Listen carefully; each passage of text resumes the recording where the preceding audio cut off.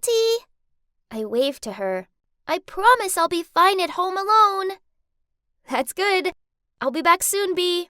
Then she left. That's my Auntie Anna. I was staying with her while my parents were on vacation. I was about to walk back into the living room when the doorbell rang, so I immediately ran to the door and looked through the peephole. Ah! It was Mom! I quickly opened the door and rushed out to hug her tightly. Mommy! How come you're back so early? Mom stroked my hair and softly said, Oh, sweetie, I came to pick you up. How can I leave my little princess alone? Now, hurry up and pack your things. I gave a confused look. But Auntie Anna's at the grocery store. Shouldn't we wait for her? She shook her head. No, sweetie. I already called her. So we quickly packed my things, and Mom led me outside to a rather old car, which was completely different from our usual BMW. Mom, where's Dad? This isn't our car. I asked her. She knelt in front of me and smiling said, Daddy's waiting for us at the beach. It's going to be lots of fun. I jumped up and down excitedly. Yay! I couldn't wait to build sandcastles and splash in the sea. This was so cool. On the way, I must have fallen asleep, as when I opened my eyes, it was already dark outside. I got out of the car and looked around. Where was the ocean? All I saw was some small house in an unfamiliar neighborhood. Beatrice, this is our new home. Just you and me from now on. Mom's sudden words totally woke me up. Mom, why? What about Dad? I stammered. Listen, I'm sorry. I can't explain it to you at the moment. You're too young to understand. I had so many questions flying around my head, but looking at Mom's sad face, I knew I shouldn't ask her anymore. The next morning, I woke up excited and curious about our new beginning here. I opened the curtain and saw a group of kids my age playing across the street. So, without thinking, I rushed outside to join them. Hello, I'm Beach. Suddenly, my mom came out of nowhere, a frantic look on her face as she shouted, I've told you to stay inside! And pulled me back home. Everyone was gawping at us, including the man who lived across the street. It was so embarrassing. As soon as the door slammed shut, in a serious tone, she said, We just moved here. You shouldn't make friends with strangers that fast. And don't talk too much about yourself, okay? Mom had never minded me playing with other kids before, so why now? This didn't make any sense. After that, she only let me out of the house for school, and she always kept an eye on me, so that's why I couldn't make any friends here. I resented her so much. I was so lonely. One good thing about it was she didn't have any house rules, so I could spend all day watching cartoons while eating junk food, and she didn't mind at all. This was great, as before we moved here, Mom and Dad never let me do stuff like this. But eventually, I got sick of those junk foods. I felt kinda icky. I longed for Mom's special spaghetti with crab sauce, so I begged her to make it. At first, she refused, saying that she was very busy, so I kept on whining until she finally agreed. Later, I went to the kitchen for dinner, and the room was an utter chaos. Pots and pans everywhere. Mom looked messy too, as she passed me a plate of spaghetti and meatballs instead of her signature dish. Well, okay, it looked delicious anyway, so I took a full fork of it as Mom watched on. Water! I need water! Gosh, it's so salty. Mom quickly replaced my pasta plate with a box of fried chicken and said, Today I'm busy, so I was a bit distracted. Sorry, honey. Her awkwardness made me laugh. Nah, it's okay, Mom. Mom did seem really busy lately, as her phone was always buzzing. The calls even came late at night when I was asleep, so she always quietly went out to answer it. Guess it's hard being a single mom after all, so I tried to be more understanding. And just like that, time passed. Staying inside and having no friends became the norm for me. Still, I often sat by the window and stared longingly at the kids playing outside. Then one time, when I was doing this, Mom appeared and asked me if I wanted to go to the nearby amusement park. Wow, could there be anything better than this? I leaped up, clapped excitedly, then wrapped my arms around her. Honestly, the park was pretty small, and everything seemed kinda tired looking.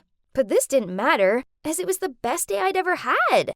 Mom never used to like rides or games, but today was different. She even got excited when she saw the beanbag throwing stall. She knocked the tins down in one go and won me this giant cuddly bunny. I've never seen her have fun like this before. My mom is so cool. Afterward, Mom left me sitting on a bench and she went off to get some ice cream. Suddenly, I saw her rushing back, and without ice creams. She pulled on my hand and in an urgent tone said, "We need to go home. We're moving." So we packed up our things and left in a rush. I kept on asking Mom what was going on, but she dodged my questions. During the car journey, I heard her mutter to herself, "We're going somewhere new. It'll be exciting. A new adventure. Yes, it'll be fine this time." I may have been young, but I wasn't stupid. I knew she was hiding something. But she's my mom, and I didn't want to upset her by bugging her with questions. So I stayed quiet and eventually fell asleep. Once again, I woke up in an unfamiliar place and stared out of the window. I wasn't as bothered about this place as I was about the last. I didn't want to get too attached to it, as I didn't know how long it'd be before Mom made us move again. But there was one thing that bothered me. Across the street was a man looking straight at our new house. He looked identical to our previous neighbor. Maybe he'd just moved here too? What a coincidence! I mentioned the man to Mom, but she told me she didn't know him, and then sternly told me never to interact with him. At school, I was the strange kid who didn't talk to anyone. The older I got, the worse this felt. And the other kids laughed at me, and I heard them call me weird behind my back. I felt so lonely and depressed. So at home, I often just sat by the window with a book and tried to pretend that the adventures I was reading about were happening to me. Worse still, Mom was acting even odder than usual. The other day when I got home from school, I found her chucking perfectly good food out of the fridge. Some were even brand new. I asked her what she was doing, and she replied, "It's gone off, so I'm getting rid of it." Then she started scrubbing the fridge. "The smell won't go. Why won't it go?" What was she talking about? Everything seemed fine. What's happening? Then I discovered that Mom often left the house late at night and didn't return till dawn. I knew if I asked her about this, she wouldn't say anything. So that night, I snuck out and followed her. Mom was wearing dark clothes with a hat and a big scarf covering her face, even though it's not that cold outside. Why the disguise? Then, can you believe it? I spotted her going over to the neighbor's house and cuddling him on his porch. I jumped out of the darkness and shouted, "Mom, what's going on? I thought we weren't meant to talk to this man." She gave me an alarmed look. At that moment, Mom received a text. In a panicked voice, she said to me, "Beatrice, we have to go. Now! I'll explain everything later, I promise." Right after that, the mysterious man waved at us and told us to get in his car. Then he sped through the night. After regaining my senses, I turned to my mom and asked, "I hope this explanation is good." Actually, we're in danger, honey. It's your dad. He's an imposter. I only figured this out when I was on vacation with him, and I've been running from him ever since." What? I'd never suspected my dad of being someone else. It made no sense. Then, through sobs, my mom continued to say that my real dad was actually a member of a secret organization, but he had been missing for a while, and now the organization was after us. She often received anonymous messages and calls threatening her. She didn't want me talking to strangers in case they were spies. And those times when she threw all the food out was because she'd received texts threatening to poison the food in our house. She wiped her tears away, then said, "This is Joe. We went to college together, and he's been such a help. We fell in love, but I didn't dare tell you because I was afraid you wouldn't understand." I looked at this Joe guy. I don't know. There was something off about him, but maybe I was just being paranoid. I mean, he had helped Mom out, right? What's that? Ever since I found out about the secret organization, I've been kinda jittery. What if they suddenly turn up and take me and my mom away? I know Mom's worried too, as she seemed so distant. I just want to make things better for us both. Then Christmas arrived. It was quite the special one, as for the first time since we went into hiding, we had guests. Well, one guest, Joe. We raised our glasses for a Merry Christmas, but instead of putting it down, my mom gulped it back in one go. Mom, are you drinking tonight? I asked skeptically. Of course, my dear. It's Christmas. Let me tell you, I'm no less than a man when it comes to drinking. I chewed on my lip as I thought about this. Mom had an alcohol allergy, and at the most, she only had tiny sips. Suddenly, a thought came to mind. Maybe Dad wasn't the imposter after all. Maybe it had been Mom all along. She enjoyed the roller coaster rides, though to my recollection, Mom was afraid of heights. She couldn't cook. She now loved Joe, a strange man, and she could have downed alcohol without being ill. If this was true, then who could I trust now? Something wasn't right. I could feel it in my gut. So the next day, I secretly went to the cops instead of school as usual. Then I found out something crazy. Turns out, my real parents had been looking for me for over the past 6 years. OMG! As for the mother I was living with, who was she? I tried to stay calm while waiting for the police to contact my parents first. And as soon as they got there, the three of us broke down in tears. That's when my real mom told the whole truth. Actually, she had a twin sister called Linda. No one had ever known about Linda, as due to her debt problems, my grandpa rejected her and forbade her to ever show up in front of anyone in the family. But my mom couldn't disown her own twin, so she secretly gave her money. Then one time, Linda was asking for too much that Mom turned her down. Unexpectedly, she came and took me away to pressure my mom to send her more money. During that time, my mom kept transferring her money to make sure I'd be provided for. She hadn't given any information about Linda to the cops, though, because Mom still wanted to talk to her first, though, so that her sister wouldn't end up in trouble. Wow, this was a lot to take in. After that, Mom ran over to Dad, who's in line to talk to the police. She grabbed his hand and begged him to give Auntie Linda a chance. As you see, I missed out on having a normal childhood because of my aunt, and what she did was wrong. But there's a part of me that will always care for her, as she raised me for all these years. And my heart urged me to say, Dad, I didn't want to turn her in either. My dad looked at me hesitantly, but in the end, he nodded in agreement. So we decided to deal with it ourselves without the intervention of the police. Then, the next day as planned, I was in the front yard with my fake mom when her identical twin marched up to our house and confronted her. Once my Auntie Linda got over the initial shock, she confessed everything to me. It was sad, but glad that it's all over now. Mom paid off her sister's debts with one condition, that she would never, ever get near me again. Now I'm back home, with my actual parents. It's going to take some getting used to, as I've forgotten how to make friends. And going outside alone makes me nervous.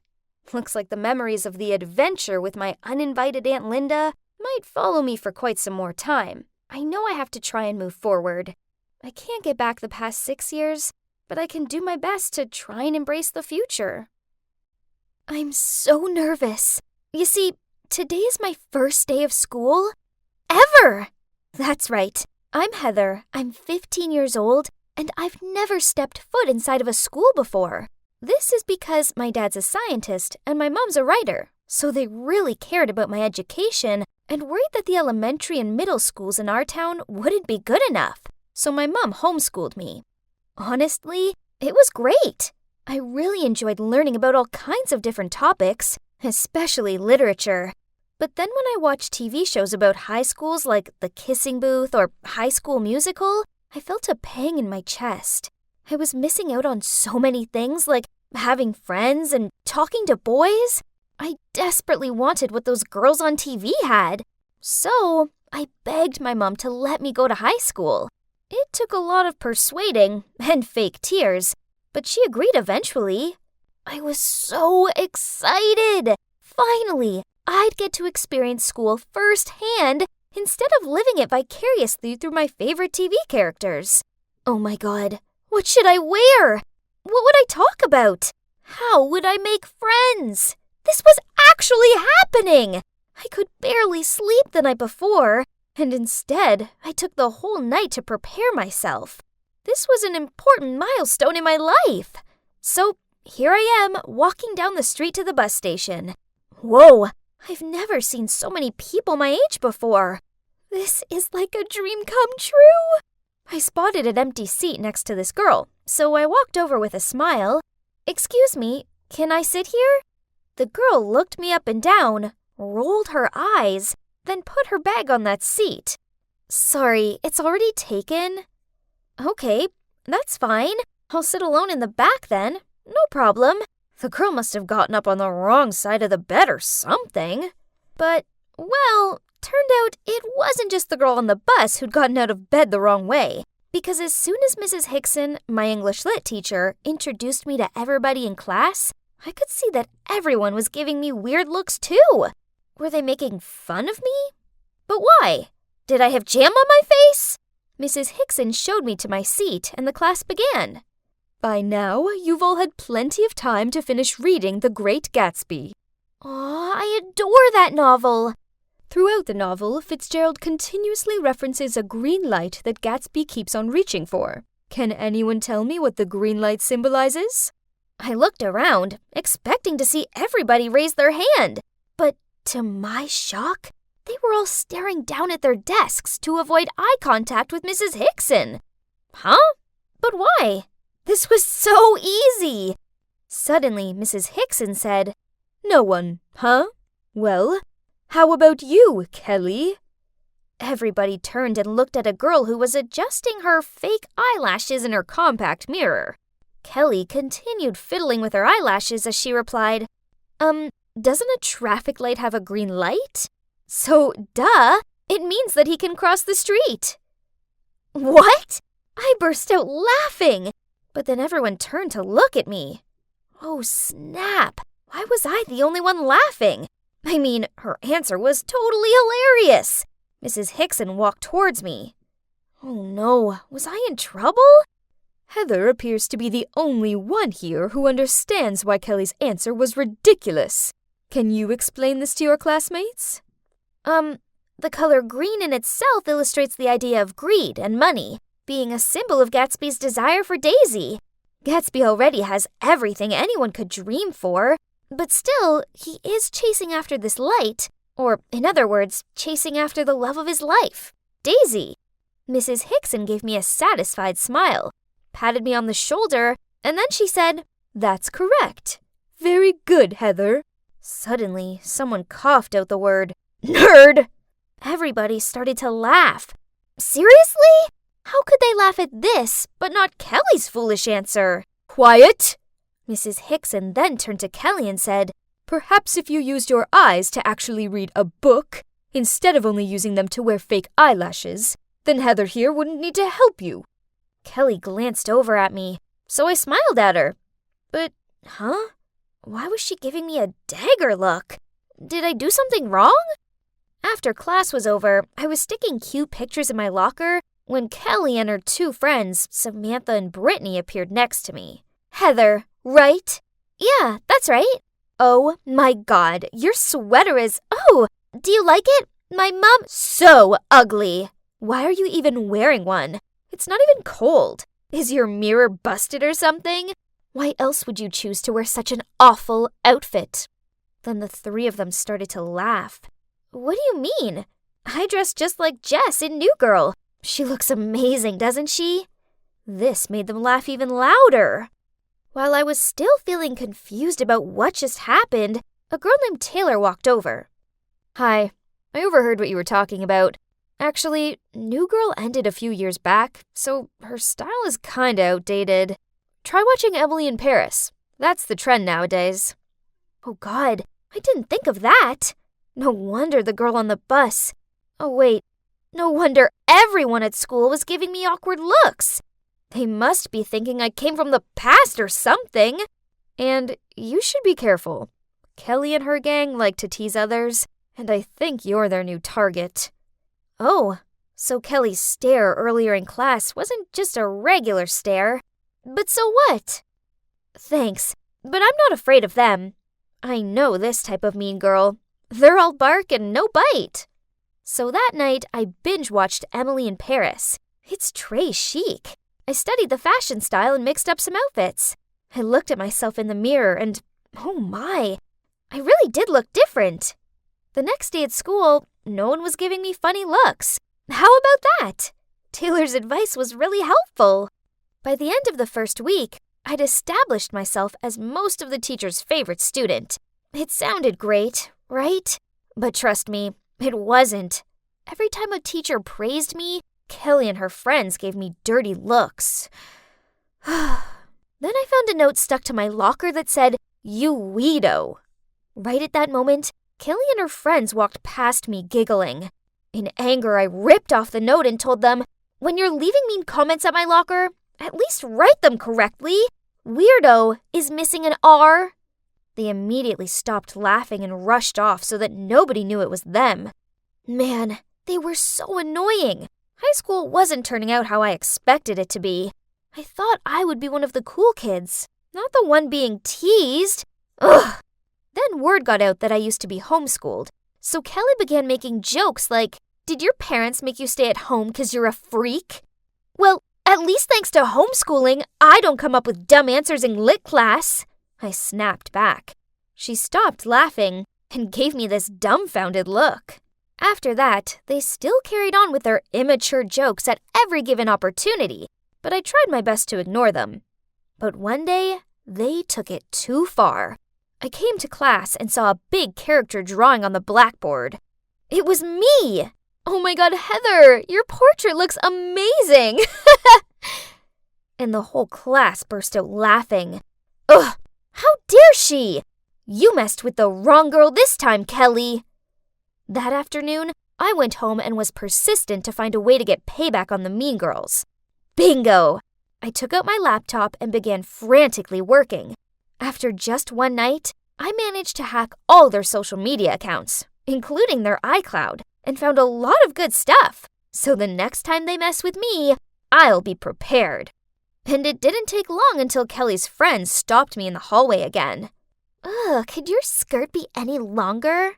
Yeah, your grandma called. She wants her clothes back. Suddenly, everyone gathered around us to see what was going on. Good timing. Now we had an audience. Let's give the mean girls a taste of their own medicine. Beautiful hair, Samantha. Tell me, how often do you have to dye it so that nobody knows you're actually a redhead? What did you say? Oh, and Brittany, nice nose job. What? Everybody shockingly turned to look at Samantha's beautiful blonde hair and Brittany's nose. How? Brittany stuttered out before she grabbed Samantha's arm and they fled the scene. Yep, I've learned all about their embarrassing past through the pictures I've hacked last night. After that, Samantha and Brittany didn't dare to bother me, but the three of them were still teasing other people. Then I couldn't hold my frustration anymore when I saw them making fun of Taylor. Hey, leave her alone! Kelly turned around smirking. Didn't your parents teach you that it's rude to interrupt people when they're talking? Or do they have weird opinions on that, too? Oh, so that's how she wants to do it. Fine by me. Bring it on. Well, talking of parents, how are your parents doing, Kelly? Oh, wait, aren't they getting divorced? Kelly's grin immediately disappeared and was replaced with a look of complete and utter dread. Then she just ran away without saying anything, leaving her friends shocked as well. That's right. I saw a really long private post about her parents getting divorced on Facebook. That must be her way to express her thoughts. But her bad. It kinda backfired. After the mean girls left, Taylor thanked me, and some of the other students gathered around me and praised me for standing up against Kelly and her clique. From then on, the mean girls avoided me like the plague. And just like that, I went from the nerdy homeschooled girl to the cool, popular girl who had the guts to stand up against the mean girls. It felt incredible. Then one day, I went to the bathroom during a class, and I heard someone in the stall crying. She was talking on the phone. "Please, Mom, don't get divorced. Can't you and Dad try to make it work? For me?" Oh man, could it be Kelly? As I was washing my hands, the stall door opened, and just as I thought, a red-eyed Kelly walked out. As soon as she saw me, she wiped away her tears and gave me a dirty glare. At that moment, I didn't feel good. I felt the complete opposite. I never realized that it was so hard for her. Making her feel bad didn't make me feel good. It made me feel bad too. "Kelly, I'm sorry about your parents." But she just snorted, then went to leave. I grabbed her arm. "Please, Kelly, I didn't mean to hurt you." Kelly looked me in the eyes and said, "But you did!" "I know. I'm sorry. I wasn't thinking straight." I kept apologizing to her, and after a while she eventually said, "Well, I suppose I was kinda mean to you too." We ended up talking, and she told me that she teased people to make her feel better about her family situation, which she was struggling to deal with. So I opened up to her about how nervous I was about starting school. We actually had a great talk, and the air was cleared between us. So, you see, from that moment on, things between me and the mean girls were great. Oh, wait, they aren't the mean girls anymore, just simply Kelly, Samantha, and Brittany. They learned that their actions towards me and other students weren't cool, and they finally understood how it felt like being laughed at, so they don't do it to anyone else anymore. So, in the end, high school turned out to be pretty amazing, just like I imagined it to be, but even better. I walked into school, with whispers following me, but is it just me, or did the crowd seem even more chatty today? I nervously walked up to my locker and, oh my God! Splattered across it was the stamp, "Teenage Karen" in spray paint. I shivered from embarrassment. Surrounded by giggles and gawping faces, I ran straight into the bathroom and shut myself in a cubicle to calm down. You might be wondering, how did I get here? I don't sound like those unreasonable, cocky people that usually grow into Karens, right? Because I'm not one of them. However, I realize how my actions could have caused this situation. I was adopted into one of those wealthy families who pressured their children to grow successful and flawless. As a result, I have never got any lower grade than an A or lost a competition. I was that perfect child that was too scared to fail, because nobody had ever taught her how failures work. But then one day, everything changed. One casual school day, I walked into the literature class and saw an unknown boy already occupying my desk. All the girls were giving him dreamy looks. "Hey!" I tapped on his shoulder. "Is this your seat?" "Yes." "Oh, sorry, I didn't know." He then moved to another desk. I forced a polite smile and took my seat. Then our literature teacher announced that we would have a little test today, not affecting our grades. Being the teacher's pet around here, I could tell this was because she wanted to test Austin, that new boy. Okay, fine by me. Another A+ to add to my collection. But only, I somehow couldn't concentrate. I looked out of the window, trying to find some writing inspiration, but that new guy was blocking my view. Okay, to be fair, he looks pretty cute. Without realizing it, I started staring at him. Then suddenly he turned to me. We made eye contact, which startled me. Oh gosh, wake up, Catherine! You have a test to finish! I tried to focus on my essay again, but I kept having this feeling of him looking at me. Jesus, I hope he didn't get the wrong idea. I'm not like those girls who only go to school to check out cute boys. Time's up! I nervously turned in my paper, as I knew I was distracted and didn't deliver my best. But never mind, nobody could beat me, even on my worst days. Well, not this time. The following day, the teacher handed me back my work and whispered, "I don't know what happened, but it's okay. Don't worry." Huh? I quickly took the paper and... B-? Okay, I knew I couldn't get an A+ with this one, but not even a normal A? I've never had a B before! The disappointed faces of my parents popped up in my mind. What if they wouldn't want me anymore? They adopted me, gave me this luxurious, perfect life, and this is how I thanked them? I started to panic and looked around to find the teacher. I needed to clear this up. And that's when I caught a glimpse of Austin's paper. An A? No way! I slammed it on the table and stood up. I protest this grade. There must have been some mistake. Can you please look over my essay?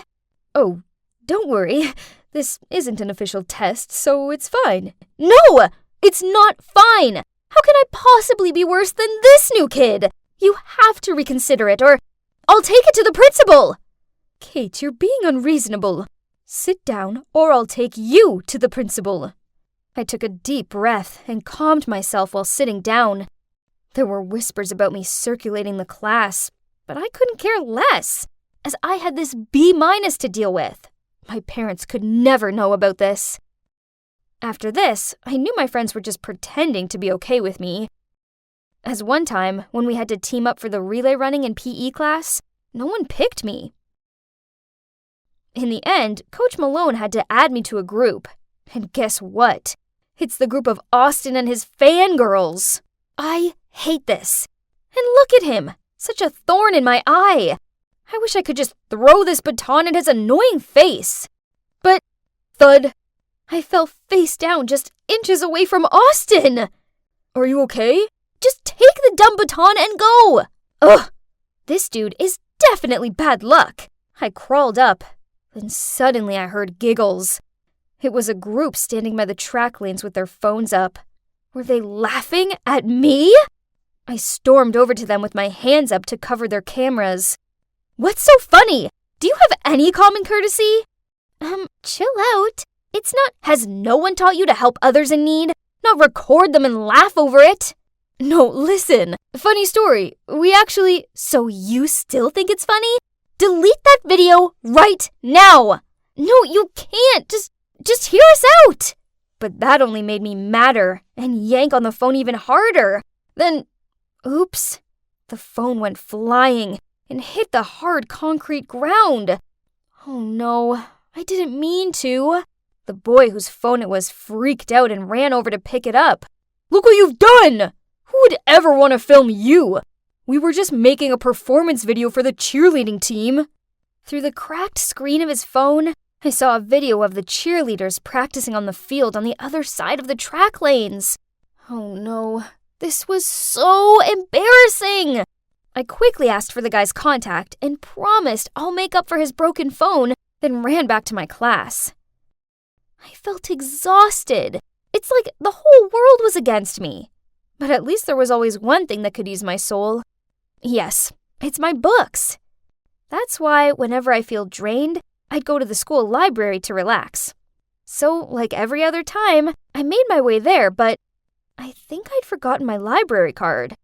Oh well, no big deal, as the librarian, Mrs. Flenderson, is basically family to me at this rate. She doesn't even ask for my card anymore. Hi, Mrs. Flenderson, I said as I passed by the librarian's desk. But then I was taken aback by some unfamiliar voice. Where are you going? Card, please? It turned out Mrs. Flenderson was out of the office, and there's this freshman who volunteered to fill in. I asked her nicely to let me in, but she kept on saying no, while chewing on her gum, which drove me crazy. Ugh. Listen, do you know who I am? I don't need some dumb card to get in here. Yeah, but not on my watch. Look, half of these books are from my family's donation. You should be showing some more respect, kiddo. Your snobby opinions won't work with me. Here, we attend the same school, so we're all equal and rules are rules. Let me speak to your supervisor. Call Mrs. Flenderson. You're such a Karen. I froze upon hearing that word. That was the first time I'd been called by that nickname, and only then I realized how much of a fuss I'd been making here. But it's just that I was already in such a terrible mood. All I wanted was to just go to my safe place, and that too was impossible now. I then quickly composed myself and walked away. But to my dismay, some passerby had been watching me throw a tantrum since God knows when. And yep, Austin was there too. Why would I be surprised anymore? My stories at the running track, also at the library, soon spread around the school like wildfire. People didn't try to hide the fact that they were avoiding me anymore and started calling me Karen. So, obviously, this one time when we had to pair up in literature class for the midterm essay, I was left alone again. At least, that's what I thought, until Austin leaned over and asked me to be his partner. Though I hated his guts, I cannot fail this test. So, yeah, I've agreed. We met up later that day at his house. I was enthusiastically showing him some of the book options for our essays topic, but he was totally unbothered, scrolling through his phone. Yeah, whichever you like. He'll be taking care of all this anyway. What do you mean? Look, I only paired up with you because you're so good at this. So please just do your thing. Whatever. I don't care. I hate these. You don't like literature? But last time you scored an A. Oh, that? Don't be too bitter, as I just copied your work and changed it around a bit. So technically it's your A too. Yay! Congrats! What? So all of the stress I had to bear these past few weeks turned out was just because he cheated? Ugh! I was so angry! Feeling on emotional overload, I burst out crying, which got Austin flustered. Hey, what's wrong? Calm down. Don't cry. I'm sorry. Please stop crying.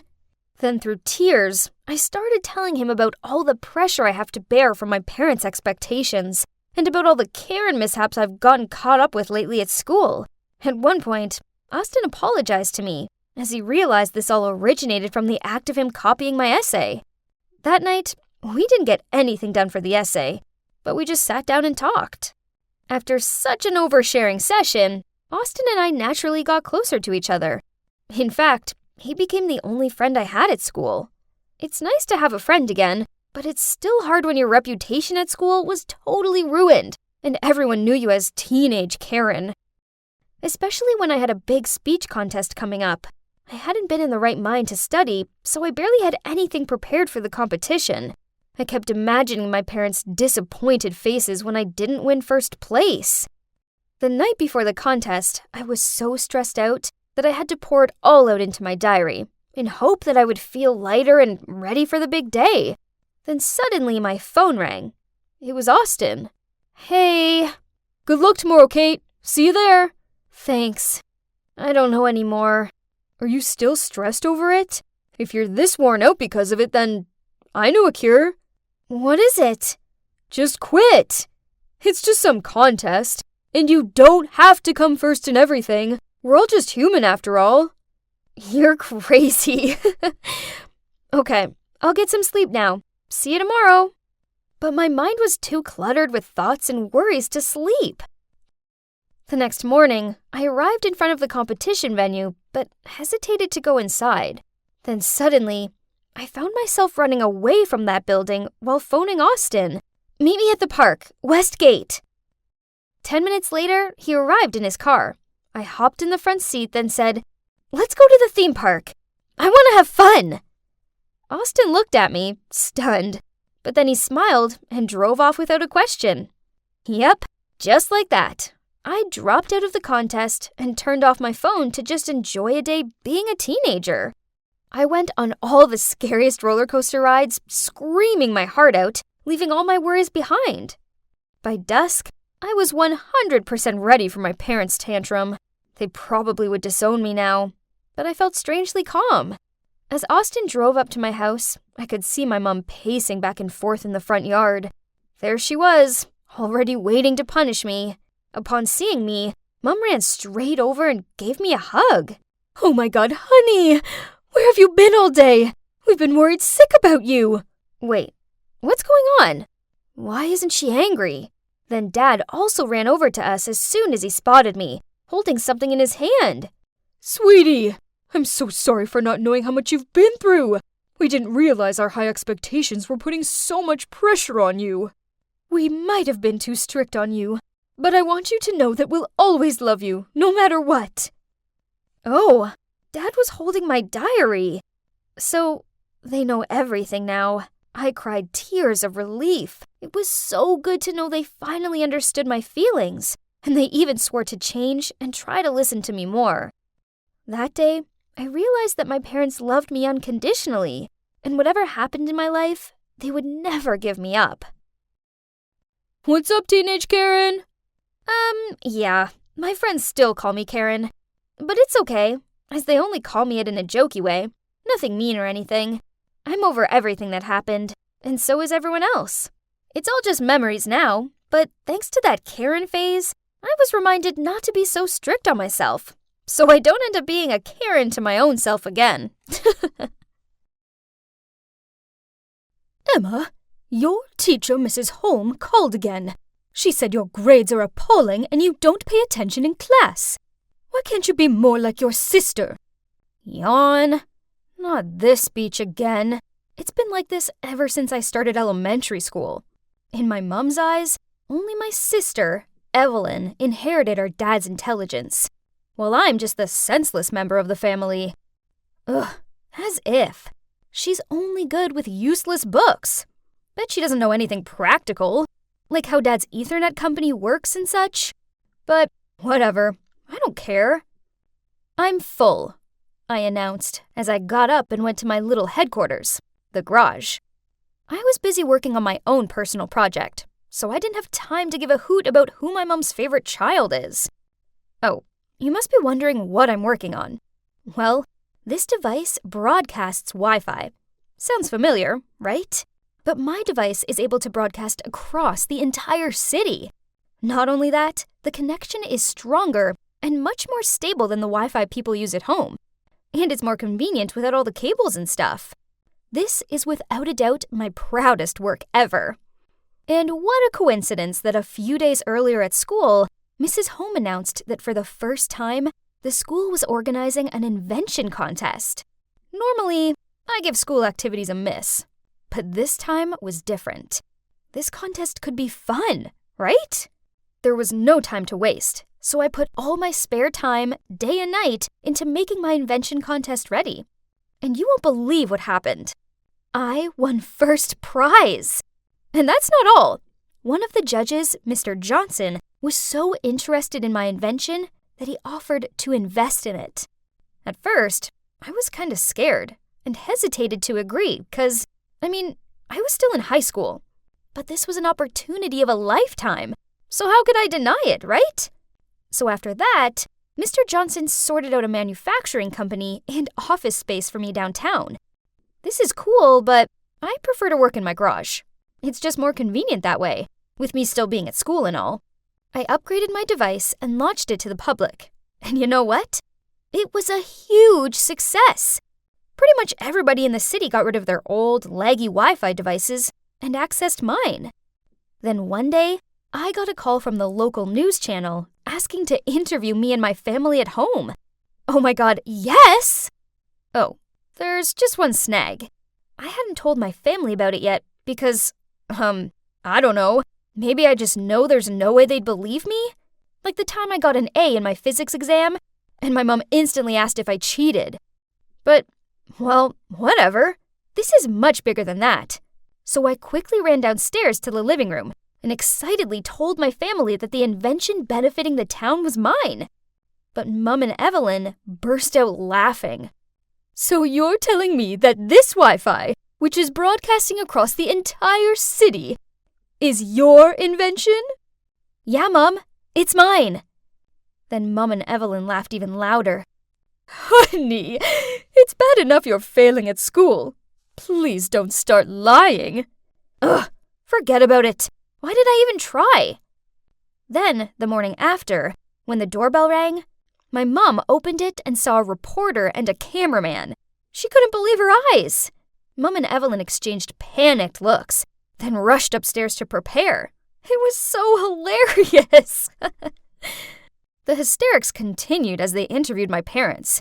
I watched my nervous, sweaty dad stand there like an awkward statue, while Mum began bragging about me like, as soon as Emma was born, I knew she was a genius like her dad. I always encourage her to pursue her dreams. Jeez, And the Oscar goes to my mom. I didn't know she could act that well. To be honest, since I could remember, Mom never said anything nice about me. Ever. But now that she knew I was the mastermind behind the town's Wi-Fi, she would probably treat me differently. Right? Wrong. Then one night I came downstairs for a glass of milk and overheard Mom and Dad talking in the living room. Emma is such a selfish child. How badly will this affect your business? The truth is, the company's going through tough times. But don't worry, we're trying everything we can. Huh? Did I do something? And what's wrong with Dad's company? I tried to eavesdrop more, but suddenly I heard my dad standing up from the couch, so I quickly ran upstairs to my room. The next day, Dad forgot to take his lunch with him to work, so Mom asked me to take it over. But when I got to his company floor, it was deserted. Huh? Where was everybody? Did everybody get a day off or something? But that couldn't be it, right? That evening, over dinner, I asked Dad. I went to your office at midday, but not a single person was there. What's going on? Mom suddenly put her cutlery down and gave Dad a shocked look. Is what Emma just said true? Dad lowered his head and sighed out. Yes, it's true. I temporarily shut the company last week.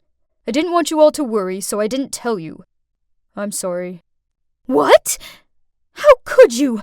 You said you would fix it. That's when it hit me. But I deeply prayed it wasn't the truth. So I asked him, is it because of my device? Dad didn't answer me. He just glared sadly down at his dinner. But I knew what his silence meant. I was right. Suddenly, Evelyn stood up and screamed in my face. It's all your fault!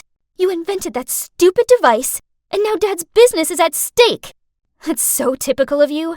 You never think before you act. Then she stomped off upstairs. I just sat there speechless. I just wanted my family to be proud of me, but instead, it seemed like they despised me more than ever. Then Dad turned to me and softly said, Emma, this isn't your fault. I was kind of waiting for my mom to say something. Anything at all. But she didn't. She just cleaned up the table. I felt really bad about what happened to Dad. But hey, now I had to work even harder so I could provide for my family, right? After that, Mom completely ghosted me. As for my sister, whenever our paths crossed, she gave me a dagger look and muttered out mean comments like, let's see how long it takes for your precious business to fail. I tried to ignore her, but then she took it too far. One Sunday, I was in my garage working away when suddenly I heard loud noises coming from outside. I opened the garage door to see a crowd of people holding signs saying, we lost our jobs because of you, and no job, no future. My God, they were protesters. I think they were from my dad's office. Wait a minute. I spotted a familiar face. Evelyn? She was holding a big sign saying, my dad lost his job because of you. Eventually, Dad came out and dispersed the crowd. Then he called an emergency family meeting. How could you do that to me? The correct question would be, how could you do that to Dad? Thanks to you, dozens of people have lost their jobs. You're making people's lives miserable. Enough, both of you. Evelyn, what you did was wrong. Families are supposed to support each other. But Dad, Didn't you just hear what I said? Evelyn gave me a dirty look. Then she ran off to her room. I looked at Mom, who was leaning against the wall with her arms folded. Did she agree with what Evelyn did? Or was she on my side? My God, please say something. But to my surprise, after that, my mother started talking to me again. And she was actually being nice. She even started cleaning my room and workspace. Whoa, this was new. Had she finally accepted me? Then one day, I received tons of emails complaining about my Wi-Fi. It took me all day, but I finally found the cause of the problem. My laptop. Somebody had tampered with it. It didn't take a genius to figure out who it was. Evelyn, duh. But I needed proof, so I set up a trap. The next evening, when everybody was having dinner, I ran downstairs, quickly grabbed a piece of bread, and said, "I need to go run some errands. Oh, and can you please stay out of the garage, as I'm uploading some important files?" Mom and Dad nodded and smiled at me. Evelyn, on the other hand, just rolled her eyes and continued eating. Well, at least I knew my plan was in motion. I walked outside and hid behind the bushes. So, what's my plan, you ask? Well, I set up my laptop so that when anyone opened it, it would automatically send a notification to my phone and turn on the camera so I could see who it was. I waited for an hour, but still nothing. Then suddenly, my phone beeped. Somebody was opening my laptop. They hadn't switched the light on yet, so it was too dark to see them, but I was 100% sure who it was. Time to expose. What are you doing sneaking out here? Evelyn? What was she doing out here? Wait, if Evelyn was here, then who was it in the garage? Not answering Evelyn's question, I ran like crazy into the garage to capture this intruder. And as soon as I turned on the lights, I couldn't believe who was messing with my laptop. It was Mom! What on earth was going on? I called a family meeting and told everyone what Mom did. Dad and Evelyn looked shocked and asked Mom why she did it. "I just couldn't stand seeing your dad suffer anymore. He put his life into that company, and now he's just a laughing stock. Do you realize our neighbors and relatives have been gossiping about him? They think it's so pitiful that he lost out to his own daughter. So I did what any self-respecting wife would do." Was she serious? Why didn't she just talk to me? All I ever wanted was for her to talk to me. Nothing else. But no, she decided to go behind my back and try to sabotage my business instead. After her betrayal, I'd had enough. So I didn't speak to her and avoided her as much as possible. It was one thing for Mom to be cold towards me, but I never thought she was capable of doing this. This went on for weeks, and it got kinda tedious. Trust me, it's no fun trying to avoid someone in your own home. But then one day, I arrived back from school and saw Dad sitting in a corner in the living room, repairing his PC. Geez, he looked so miserable. That's when the truth hit me. This was his passion, and I took it away from him. Suddenly, I understood why Mom did what she did. She saw how disheartened he was, but knew he'd never say anything to me, because he's always supportive. But how can I fix everything? Should I give everything up so that my dad can reopen his company again? Ugh, why was this so hard to figure out? Wait a minute. I think I have the solution. You must be wondering what my dad was doing here. Well, I came up with the idea that we should work together. My dad's a pro with technology, so it didn't take long to show him how things work around here.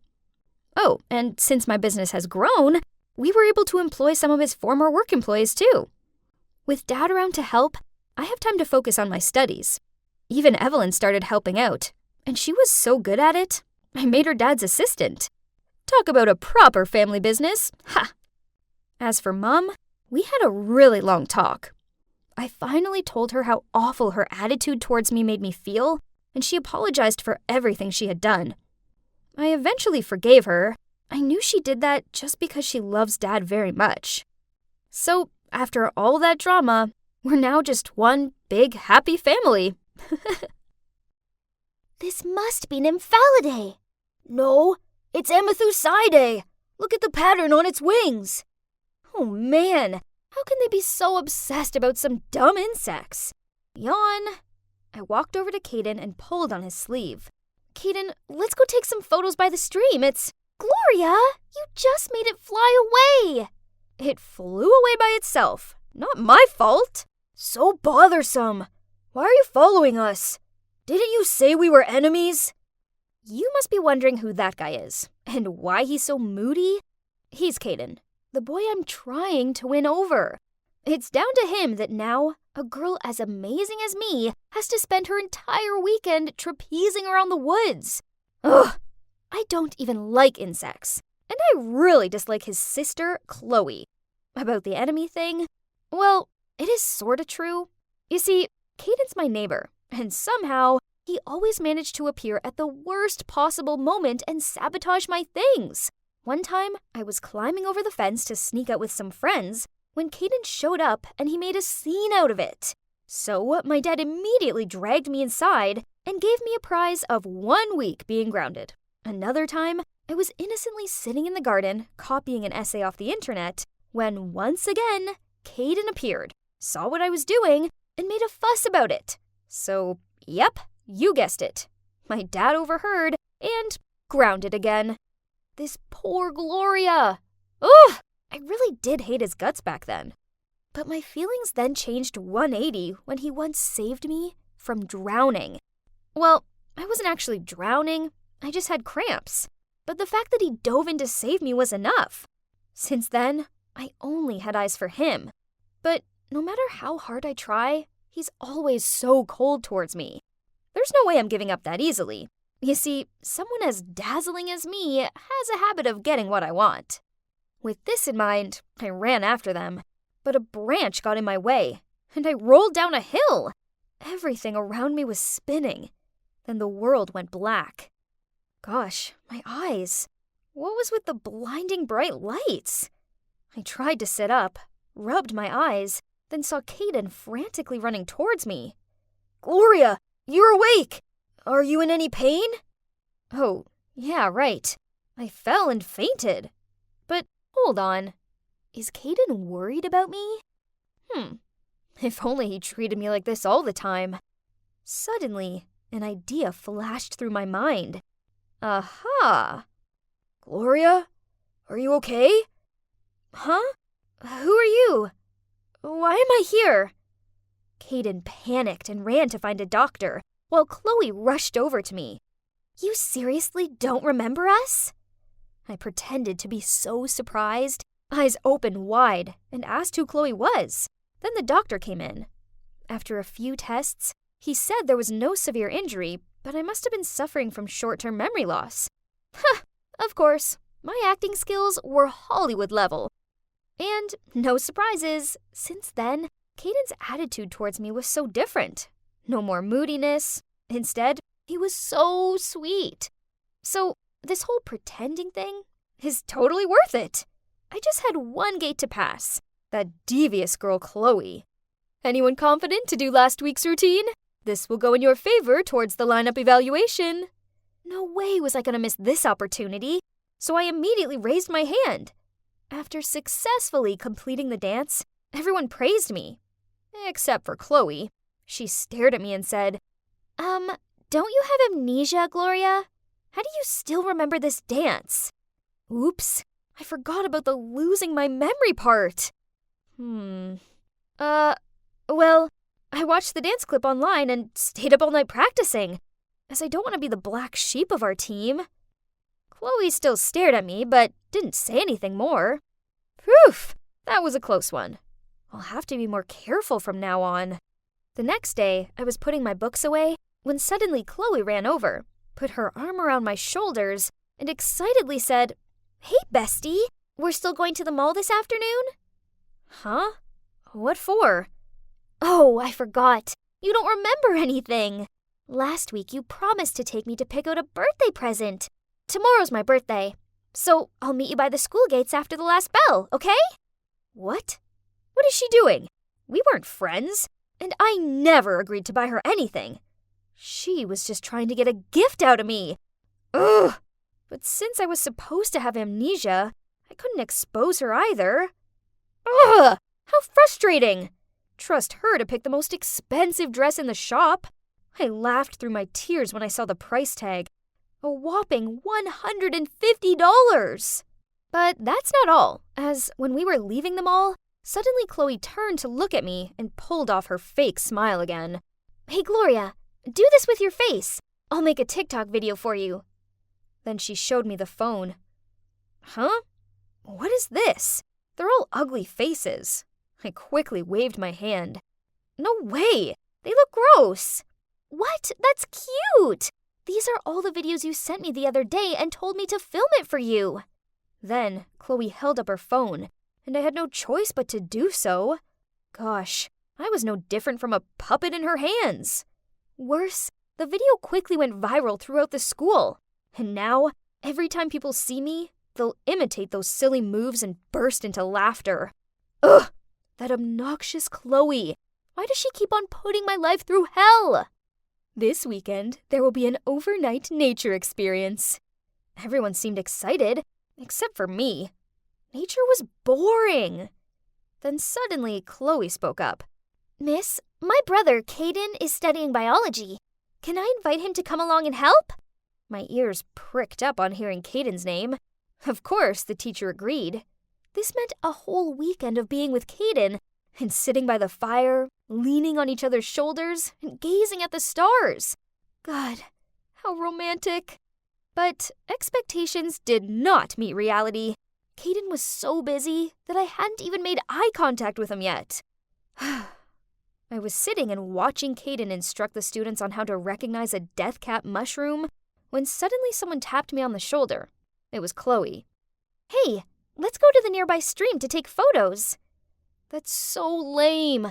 I already had like a zillion pictures taken at that stupid stream, as I've been here every week with Caden and this annoying sister of his. But, well, I suppose that would still be more fun than sitting here like this, right? So I pretended to be interested and followed her. Wow, this place is so beautiful. Stop the act. There's only the two of us now, so you don't have to fake it anymore. I know it all. Chloe smirked and continued. Now let's see how you get out of this one. Huh? Was she on to me? So all along, she was just trying to prove I was lying about the memory loss? Nice try, Chloe, but I can just call someone for help. Duh! Hey, where's my phone? God, I left it in the tent. What was I supposed to do now? I knew the way back, but if I went back by myself, it was like willingly falling into Chloe's trap, and my fake amnesia would then be exposed. By then, Caden probably wouldn't even look at me. No way! It can't happen like that. Someone will come looking for me soon. Then I sat down on a nearby tree stump and waited, but it started to get dark pretty fast. And why hadn't anyone come searching for me yet? I was so hungry, I hadn't eaten anything in hours. Suddenly, the branches behind me made a strange noise, which made me tremble in fear. Setting my thoughts aside, I hurriedly found my way back to the campsite. Halfway there, I suddenly saw two figures walking towards me, but they seemed to be arguing quite fiercely. Do you know how dangerous it can be in the forest at night? What if something happened to Gloria? She knows the way back. She was just pretending to get your attention. Or are you afraid her father won't hire you again? Wait a minute. Those voices were so familiar. Were they Caden and Chloe? But what were they talking about? Dad? Hire? What did that mean? I took a quick step forward and was stunned when I saw Caden and Chloe in the flesh. As soon as he saw me, Caden frantically asked, "Are you okay? What are you two talking about? And what does it have to do with my dad?" While Caden was still perplexed, Chloe was annoyed and said, "It's your dad who hired Caden to watch over and protect you.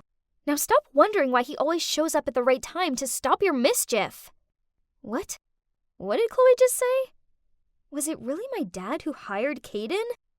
I needed to go home immediately to ask my dad to clear things up. I stormed off, but could still hear Chloe's voice behind me. "See? I told you her memory's perfectly intact. It was all just an act." Ugh! As soon as I arrived home, I barged into my dad's office. "Did you hire Caden to watch over me?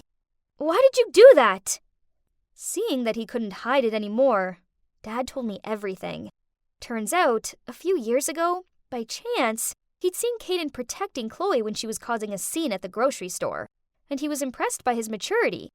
Later on, he also learned that their parents had passed away a long time ago, and they'd been living with their grandma. It's a pretty pitiful situation.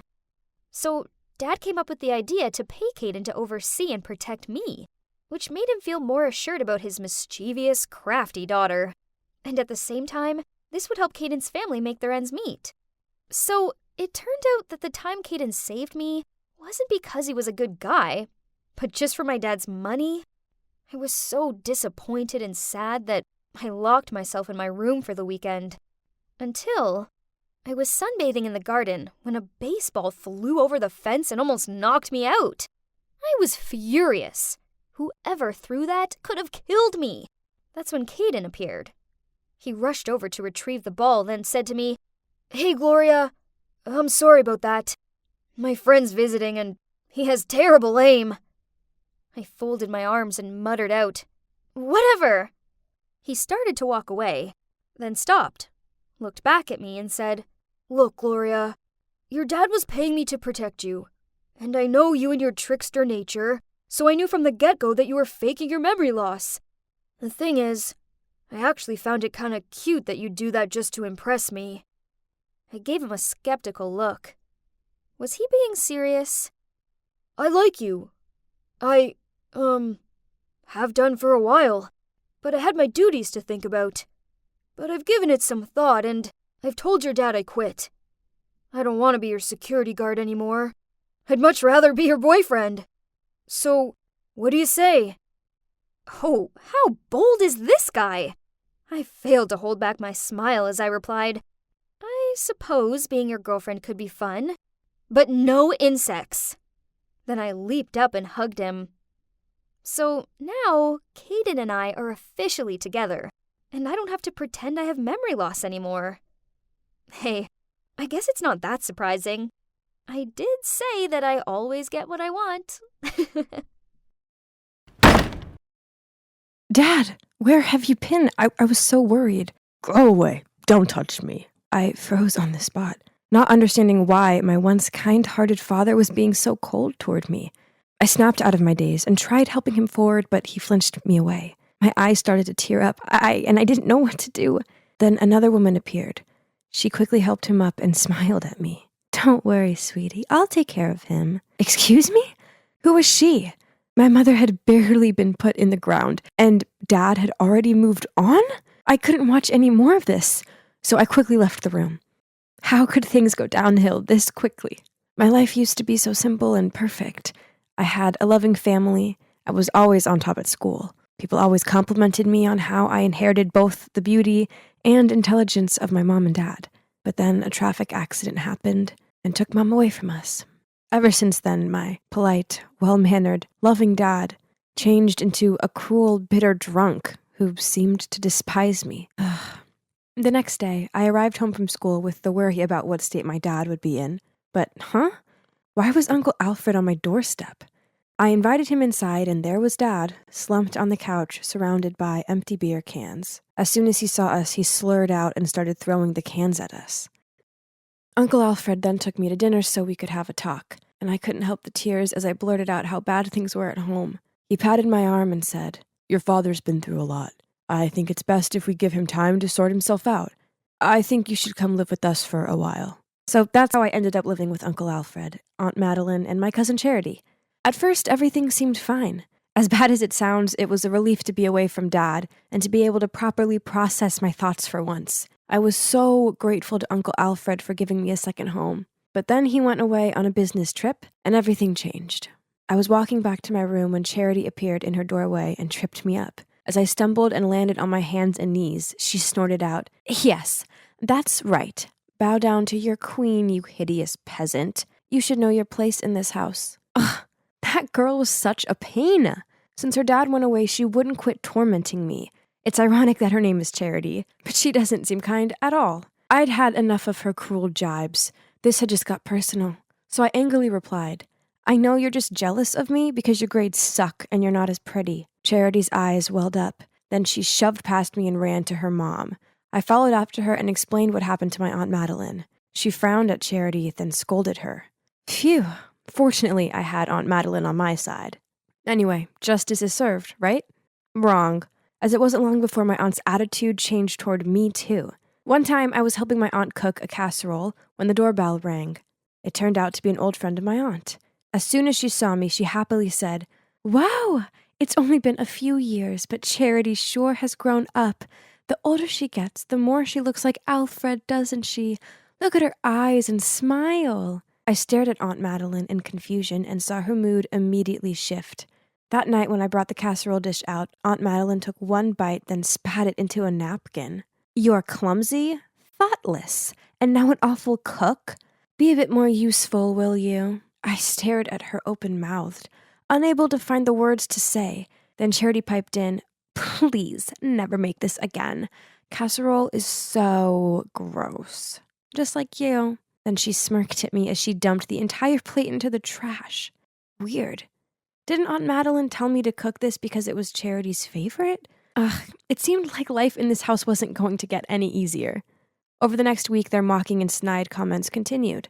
One day I styled my hair in a different way, and Charity sniggered at me. What's that?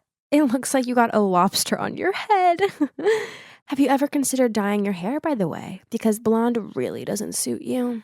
On another occasion, I was invited to a party, so I put on this cute dress, but when I walked downstairs in it, they both stared at me. My aunt said, "Oh, dear. Is that piece of rag making you look even chubbier than usual? Or is it because you've been so well fed living with us?" Another time, I was sitting at the breakfast table, dabbing lip gloss onto my lips, when Charity yanked it off me. As I tried to grab it back, she sniggered out, "What for? Putting this on your gross lips just makes you look desperate. No one wants to kiss you anyway." Gosh, my patience with this girl was wearing very thin. Worse still, Aunt Madeline overheard the whole thing, but she just laughed. I didn't understand why they were being like this. I knew I wasn't ugly or fat, and far from it. I know I'm pretty, as I was always complimented on my glossy long hair. Well, until I moved here, anyway. This was so confusing. Why were they jealous of me? It turns out that being too beautiful was not easy. Ugh. Things got trickier when my dad, who's also the school principal, returned to work after his time off. He totally ignored me, and it made me feel terrible. Then I arrived home from school to Aunt Madeline fussing over me and asking if I wanted anything to eat. Huh? What? Oh, I see. Uncle Alfred was back from his work trip. Ugh! It was time I exposed this mother-daughter duo's fake act once and for all. So that evening, I volunteered to cook. Yep, you guessed it. I made the casserole dish. As I brought it out, Charity accidentally shouted, "Ew! I already told you I hate this dish." Aunt Madeline turned pale, and Charity gave this gawping, shocked look. Then I dropped to my knees and pleaded, "I know I'm wrong. Please don't punish me anymore. I don't want to sleep in the basement again." Uncle Alfred looked very confused, so I continued. "I forgot that Charity hates this dish. I've been punished several times, but I still keep on messing up. I'm the one to blame." "What is this? I go away for a few weeks and come back to carnage?" He ordered Aunt Madeline into their room for a private chat. "We're not even related. Don't expect my mother and I to be nice to you," she said, then stormed off. What? What did Charity mean? Of course we were related. Aunt Madeline was my dad's sister, right? I wanted to know what was going on, so I hid behind the door and listened in on their conversation. "Tell me the truth. Teresa is your child with Claire, isn't she?" I was taken aback. Claire? My mother? Had I misheard her? "I know. Mark told me. The day Claire had the accident, they ran some blood tests, and he found out Teresa's blood type didn't match his. Obviously, she's not his biological daughter, and she looks just like you. Now tell me, did you and Claire cheat behind our backs? You used to be in love with her before you married me. So Dad treated me like that because he found out I'm not his own daughter? And Alfred and my mom used to be in love before she got married to my dad? Explain to me!" "Enough!" Alfred finally spoke up. "I have nothing to explain to you." Hearing footsteps toward me, I rushed to my room, closed the door, then crawled into my blanket pretending to be asleep. Suddenly, I heard the door open. It was Alfred.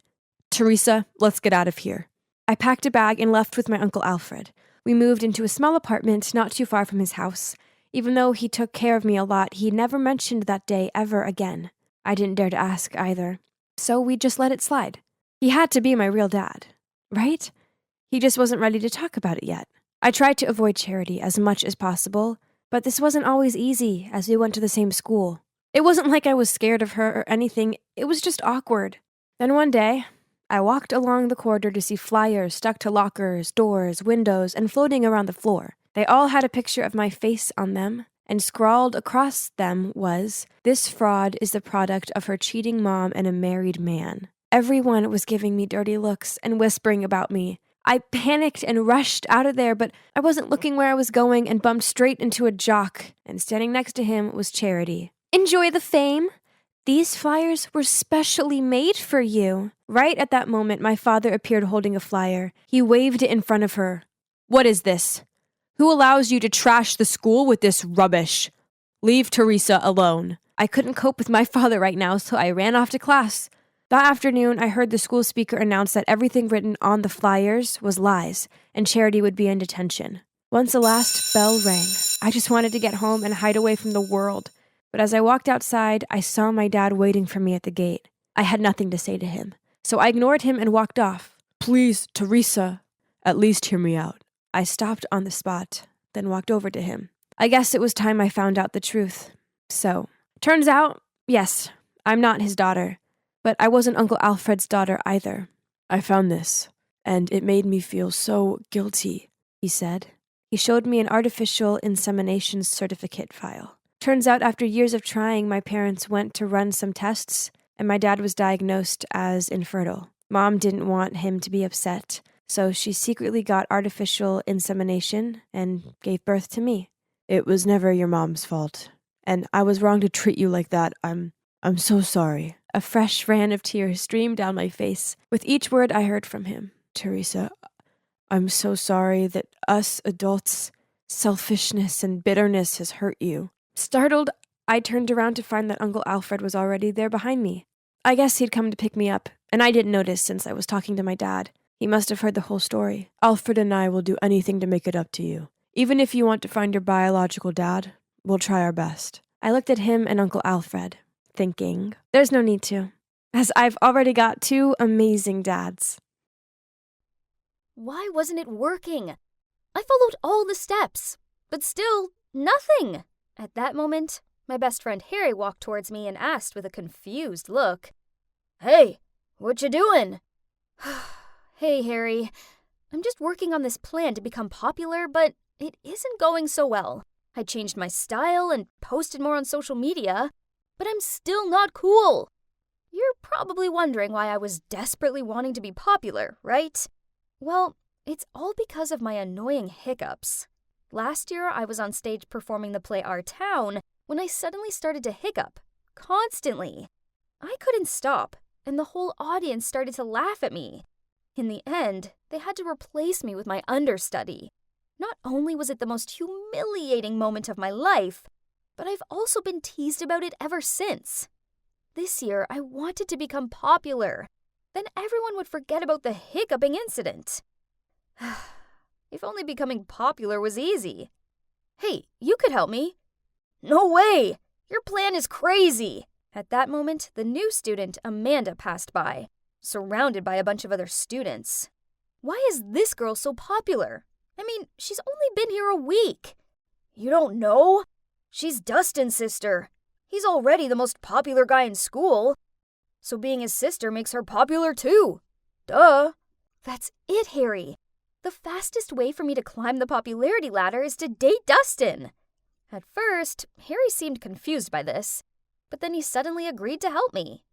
With one condition, of course, that after I succeeded in becoming Dustin's girlfriend, I had to introduce Amanda to him. I knew it! He had a crush on her. Every guy in the school does. Fine, I'll help him, as I need Harry in this anyway.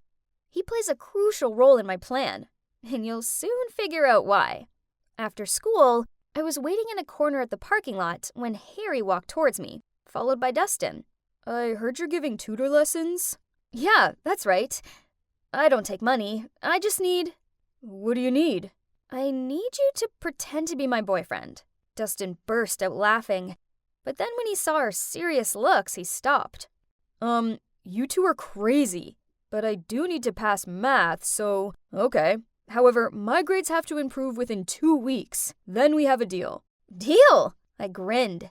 Within 2 weeks? That's so easy. What a catch. You must be wondering how we managed to pull that off. Well, Harry's on Dustin's soccer team and overheard the coach tell him if he didn't improve his math grade, he'd be kicked off the team. Basically, we used Dustin's weakness to get the deal.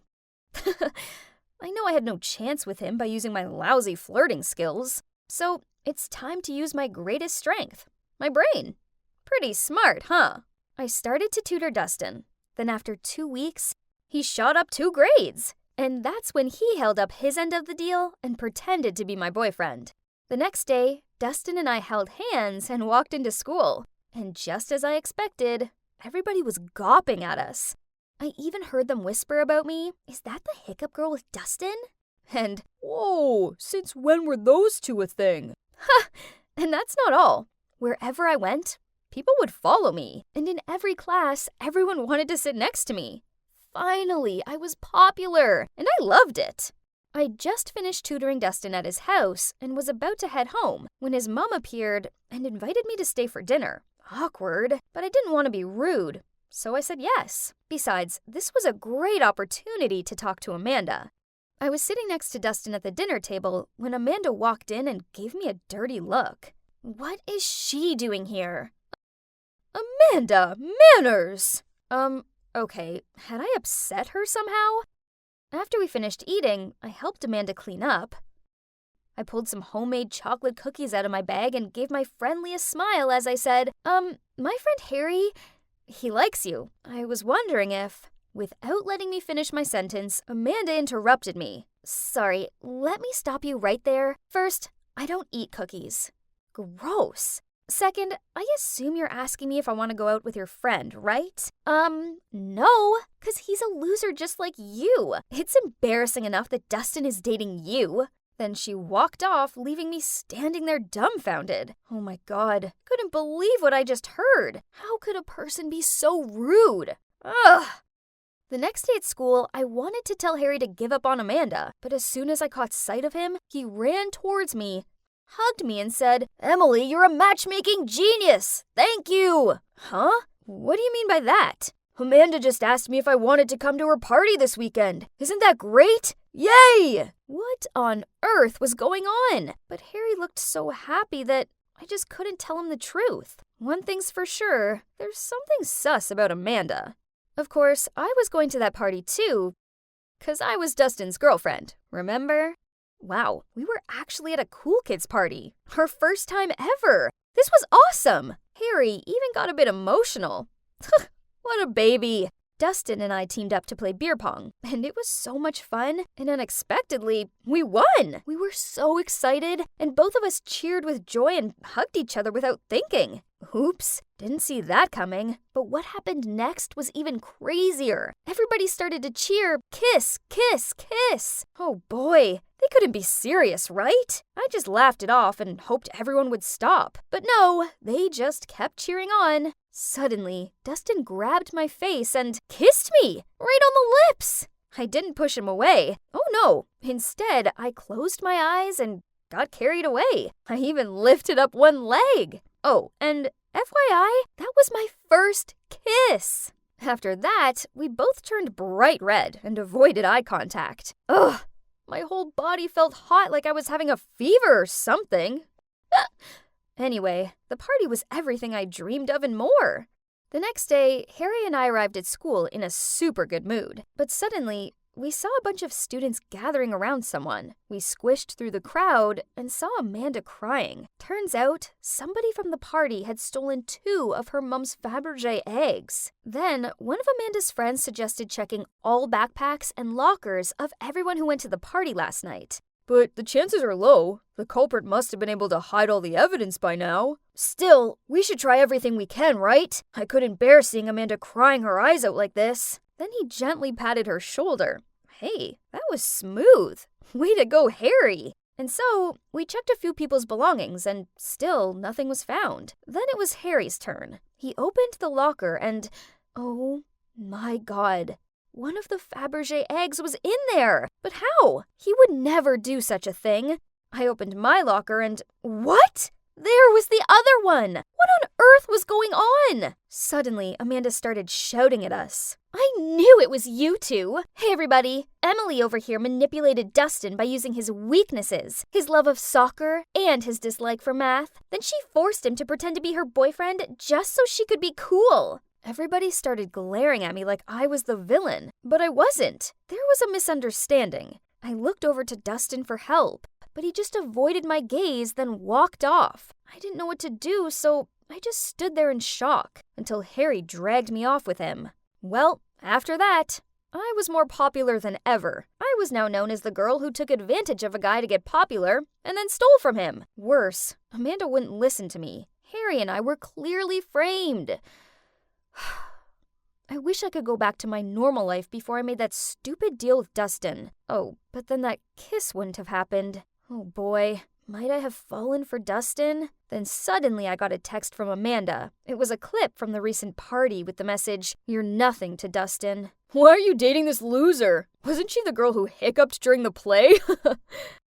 I will use her until the end of this semester. Oh my, I couldn't believe he said that. I knew he didn't like me in the way I liked him, but did he have to be so mean? The clip automatically replayed again. Ugh, watching this one time was bad enough.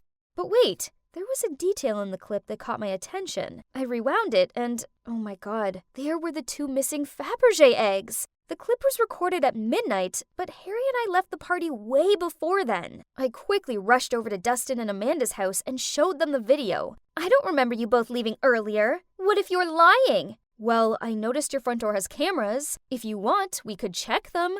Dustin turned to Amanda and confusingly asked, "Did you put those eggs in Emily and Harry's lockers?" Amanda said nothing, but her head down said it all. But why would you do that? Emily didn't do anything wrong. Because I don't like her being your girlfriend. I like you. What? Isn't she his sister? Oh, turns out they aren't actually siblings. Whew, that would have been weird. The truth is their parents were really close, and when Amanda's parents died in an accident, Dustin's family took her in. So Amanda was like a sister to Dustin, but Amanda, on the other hand, has been in love with him for a long time. I decided not to make a big deal out of it. As long as she posted a status on social media saying this was all a misunderstanding and that we didn't steal from her, and she reluctantly agreed. Afterward, I immediately got out of there without saying anything else to Dustin, but he ran after me and apologized for not defending me the other day. He just couldn't choose between me and Amanda. And then he said, "That clip you saw wasn't what you think." Ugh. What's there not to understand? It was so obvious. Then what is it? Please tell me. But Dustin just stood there silent and stared down at his sneakers. Just like I thought. There's nothing else to explain, so I stormed off. The next day, Amanda posted the status and our names were finally cleared. My life is back to being boring, but it's okay, as I now know that being popular isn't what brings me happiness. Oh, and about me and Dustin? Well, a few days later, he sent me a video. It was the same clip from the party. At first, this frustrated me. I mean, why would he make me endure watching that again? But then I noticed that this clip was longer, so out of curiosity, I pressed play. And you won't believe what happened in the second half of that video. After the part where Dustin said he just wanted to use me, everybody teased him more. He got angry and yelled. Yes, Emily is weird, but weird in a good way. I like the way she smells books every time she opens one, and the cute way she gets embarrassed when she sneezes loudly. And do you know what I like most about her? That she hiccups every time she's nervous. You heard me right. I like her. You see? Dustin likes me too. Amanda cut this part of the video out on purpose so I'd misjudge him. But now that I knew the truth, what do you think I did? Yeah, of course I forgave him. I mean, how couldn't I? Yes, it's me, Kate, here again. When I traded places with my doppelganger to avoid being stuck in some ghastly summer school, I didn't expect to end up penniless and having to work in some dusty old homestay. But I suppose it wasn't all bad, as I got to meet Bond. So imagine my surprise when I discovered that not only was he a runaway rich kid like me, but I also caught him hanging out with moi. Well, the other me. Ugh. I hired her to pretend to be me, not to be with my man. Looks like it was time to return to my normal life. Miss, without a letter of invitation, I can't let you in. Are you kidding me? Why do I need an invitation to enter my own home? How could they not recognize me? Right at that moment, Clara gracefully got out of a luxury car and entered my house. I shouted over to her, but on seeing me, she gave me a confused look. Then she whispered something to the security guard and went straight inside. Sorry, Miss Kate doesn't know you. Please leave. Huh? How dare she? She wasn't Miss Kate. I was. Did she really think she could treat me like this? Ugh!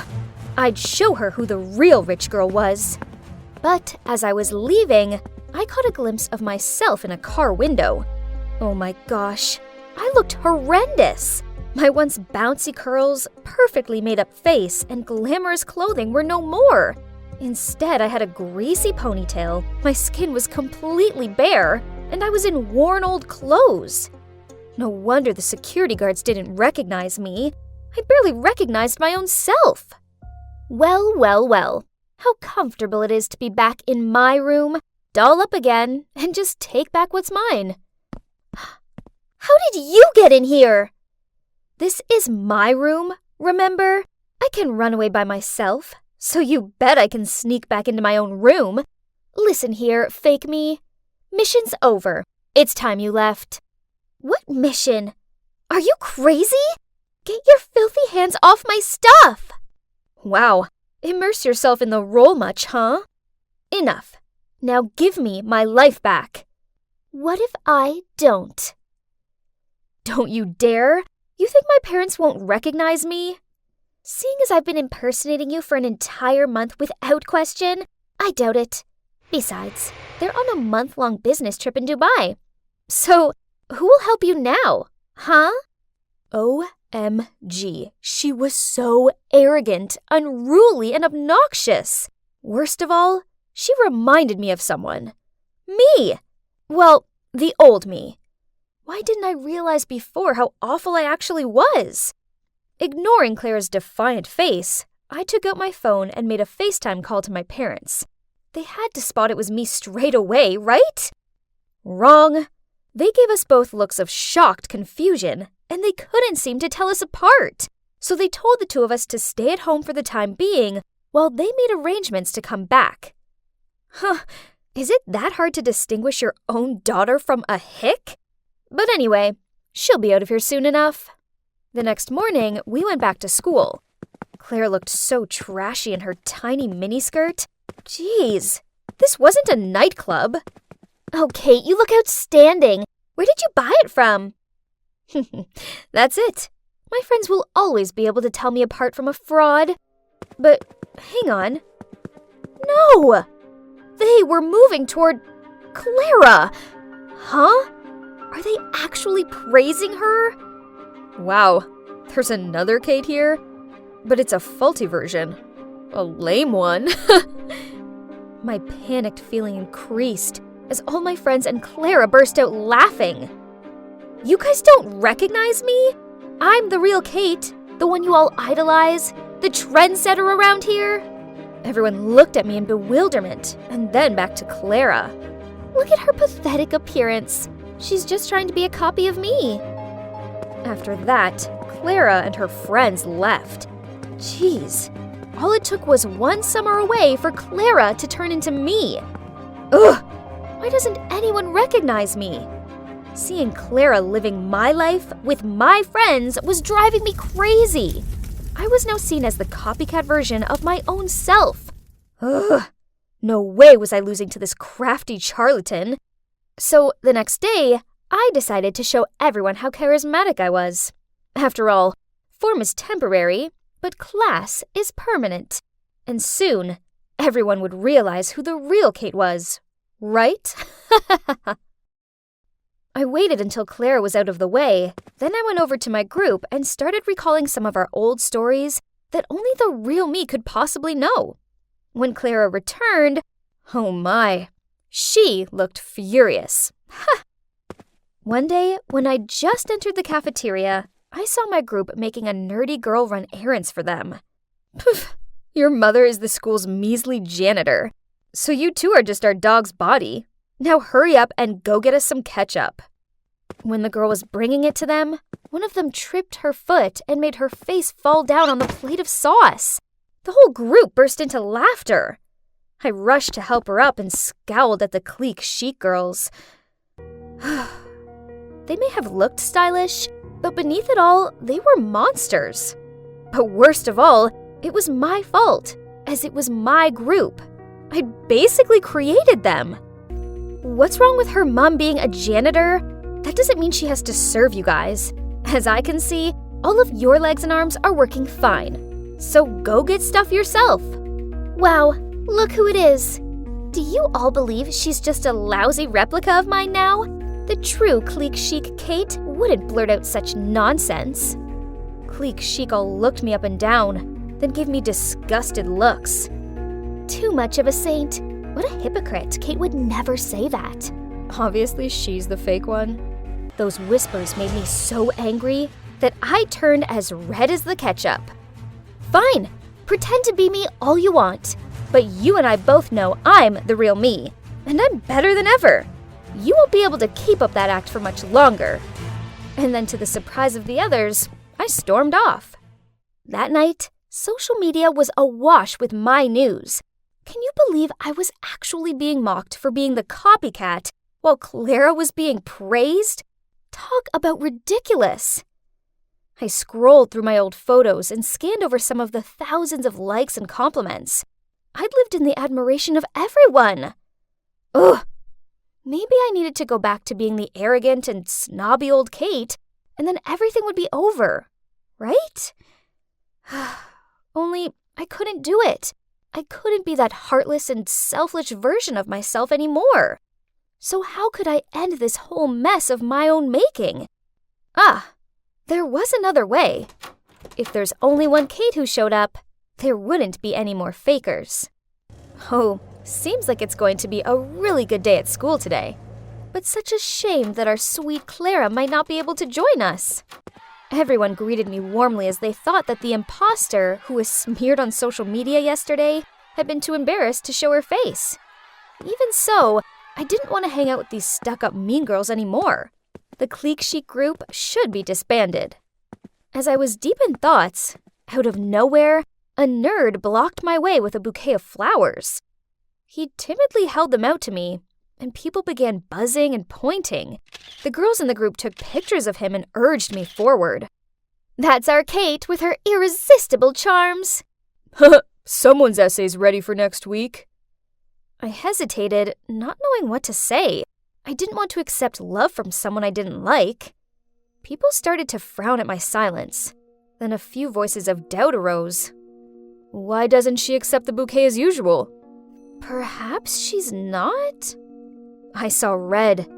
Suddenly, I found this whole pretending to flirt with someone just to have them do our homework absurd. And above all else, it wasn't fair to him. You don't have the guts to do it, do you? Because you're not Kate. Startled, I turned around to see Clara taking the bouquet of flowers from the nerd's hand. I snatched it back angrily. He likes me, not you. He likes Kate, and I'm Kate. That Clara was just so shameless to say that. Did she really think she could be me? Did she think being mean and snobby made her the it girl? How shallow of her. Yes, if it was Kate from the past, I would have received that bouquet and made him do my homework. But the present Kate won't do that. Do it yourself. Stop relying on others to do everything for you. As for you, Clara, let me tell you this. Despite your best efforts, you'll never be me. Once a liar, always a liar, you counterfeit. I was done here. I was the real me, and if they couldn't see that, then whatever. So I walked away. Suddenly, a hand pulled me back. It was the nerd. Sorry, but I really don't like you in that way. You really don't have feelings for me? Are you sure? Upon his words, he took off his wig, glasses, and the mole on his face. Bond? Is it really you? I was so shocked that I couldn't believe my eyes. Bond handed me the bouquet and said, You won't say no, will you? Of course. How could I say no? I led him to an empty classroom to talk. Why are you here? And what's with the disguise? After I left the homestay, I went back home. My parents did what they always do, and tried to make out like money could solve everything by throwing an extravagant party. I was lingering out of the way when, to my surprise, you walked in with your family. Huh? What party? Oh, he must mean Clara. He continued. I went over to talk to you, but you acted like you'd never met me before, so it didn't take me long to work out this girl wasn't you. I was worried, so I called the homestay and they said you'd left. Determined to solve this mystery, I went to your school and found everyone was in a frenzy, as out of nowhere 2 Kates had appeared. Both of them were it girls and nothing like the homestay Kate I knew. So, in order to suss out the real one, I disguised myself. And my plan worked. As here you are. You're such a trickster! But I still have one question. Why did you suddenly leave the homestay that day? So, turns out his passion for marine life led him to run away from his disapproving parents and go to a coastal homestay. Only, when he realized from the newspaper that his parents were looking for him, he didn't want to get the homestay into trouble, so he returned home. You should have at least said goodbye to me. I was so down when you left like that. Did you know that? Kate, I'm truly sorry. I never meant to upset you. Actually, I'm kinda crazy about you. After that, Bond drove me home. And guess what?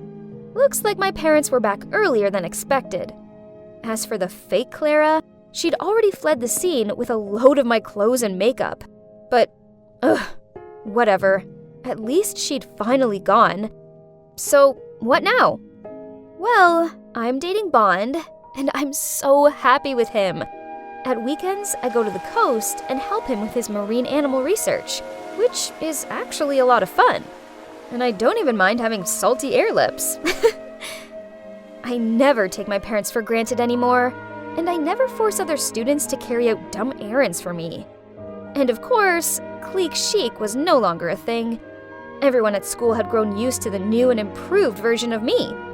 Obviously, I'll always be the it girl who sets the trends, but only the decent ones. Here I was, standing in the middle of Christian's apartment with a dumbfounded look on my face. I know I dated a lot of guys, but could it really have been so many that I'd accidentally dated this guy twice? I took another look around the room. Oh my god, that hideous lamp and minuscule kitchen looked really familiar. I was feeling uneasy as I sat on the couch and stared at the guitar. Okay, now I was sure that I'd definitely been here before. Panicking, I made an excuse that my favorite TV show was about to start, so I had to go home. Then I ran out of there. From that moment on, I avoided Christian at all costs. He tried to call and message me a bunch of times, but I ignored them all. How was it possible that I couldn't remember dating him? I mean, okay, I suppose I had been on a bit of a dating streak recently, but it was hardly enough to date myself into oblivion, right? Besides, if this was the case, shouldn't he be able to recognize me too? On the day we met, I was in a terrible mood, so was drowning my sorrows in a bar. I had a bit too much to drink, so when I walked out and accidentally bumped into Christian, I began blaming him. But instead of ignoring a drunk girl, he made sure I got home safely. After that, I don't know if it was by accident, fate, or if Christian was stalking me, but I seemed to run into him all the time. Hey, if the universe wanted us to hang out, then who was I to stop it? So I started talking to him, and turns out we got on really well. Then, of course, came that day when he dropped the bombshell. He said he likes me, and I kind of like him too, so we started dating. Now, did you see how wrong this was? If I'm his ex, then why did he approach me? Also, I mean, what are the odds for the both of us to just have zero recollection of each other? Or was he pretending not to know me? If so, then what were his purposes? Ugh, the best thing to do is to dump him first, right? Problem solved. But then one day, I got home from college to find Christian standing at my door with a bunch of groceries. He came by to cook me dinner. Oh, that's kinda sweet. Well, seeing as he's here, I should hold off on breaking up with him until after dinner, right? But man, it was so hard. All I could think about was how caring and thoughtful he was. Then suddenly, he said something that messed up my whole plan. My roommates are terrible cooks, especially my brother, so the two of them pester me to make all of their meals. Wait a minute. Did he just say brother and roommate? So it turns out he wasn't living alone. What a relief!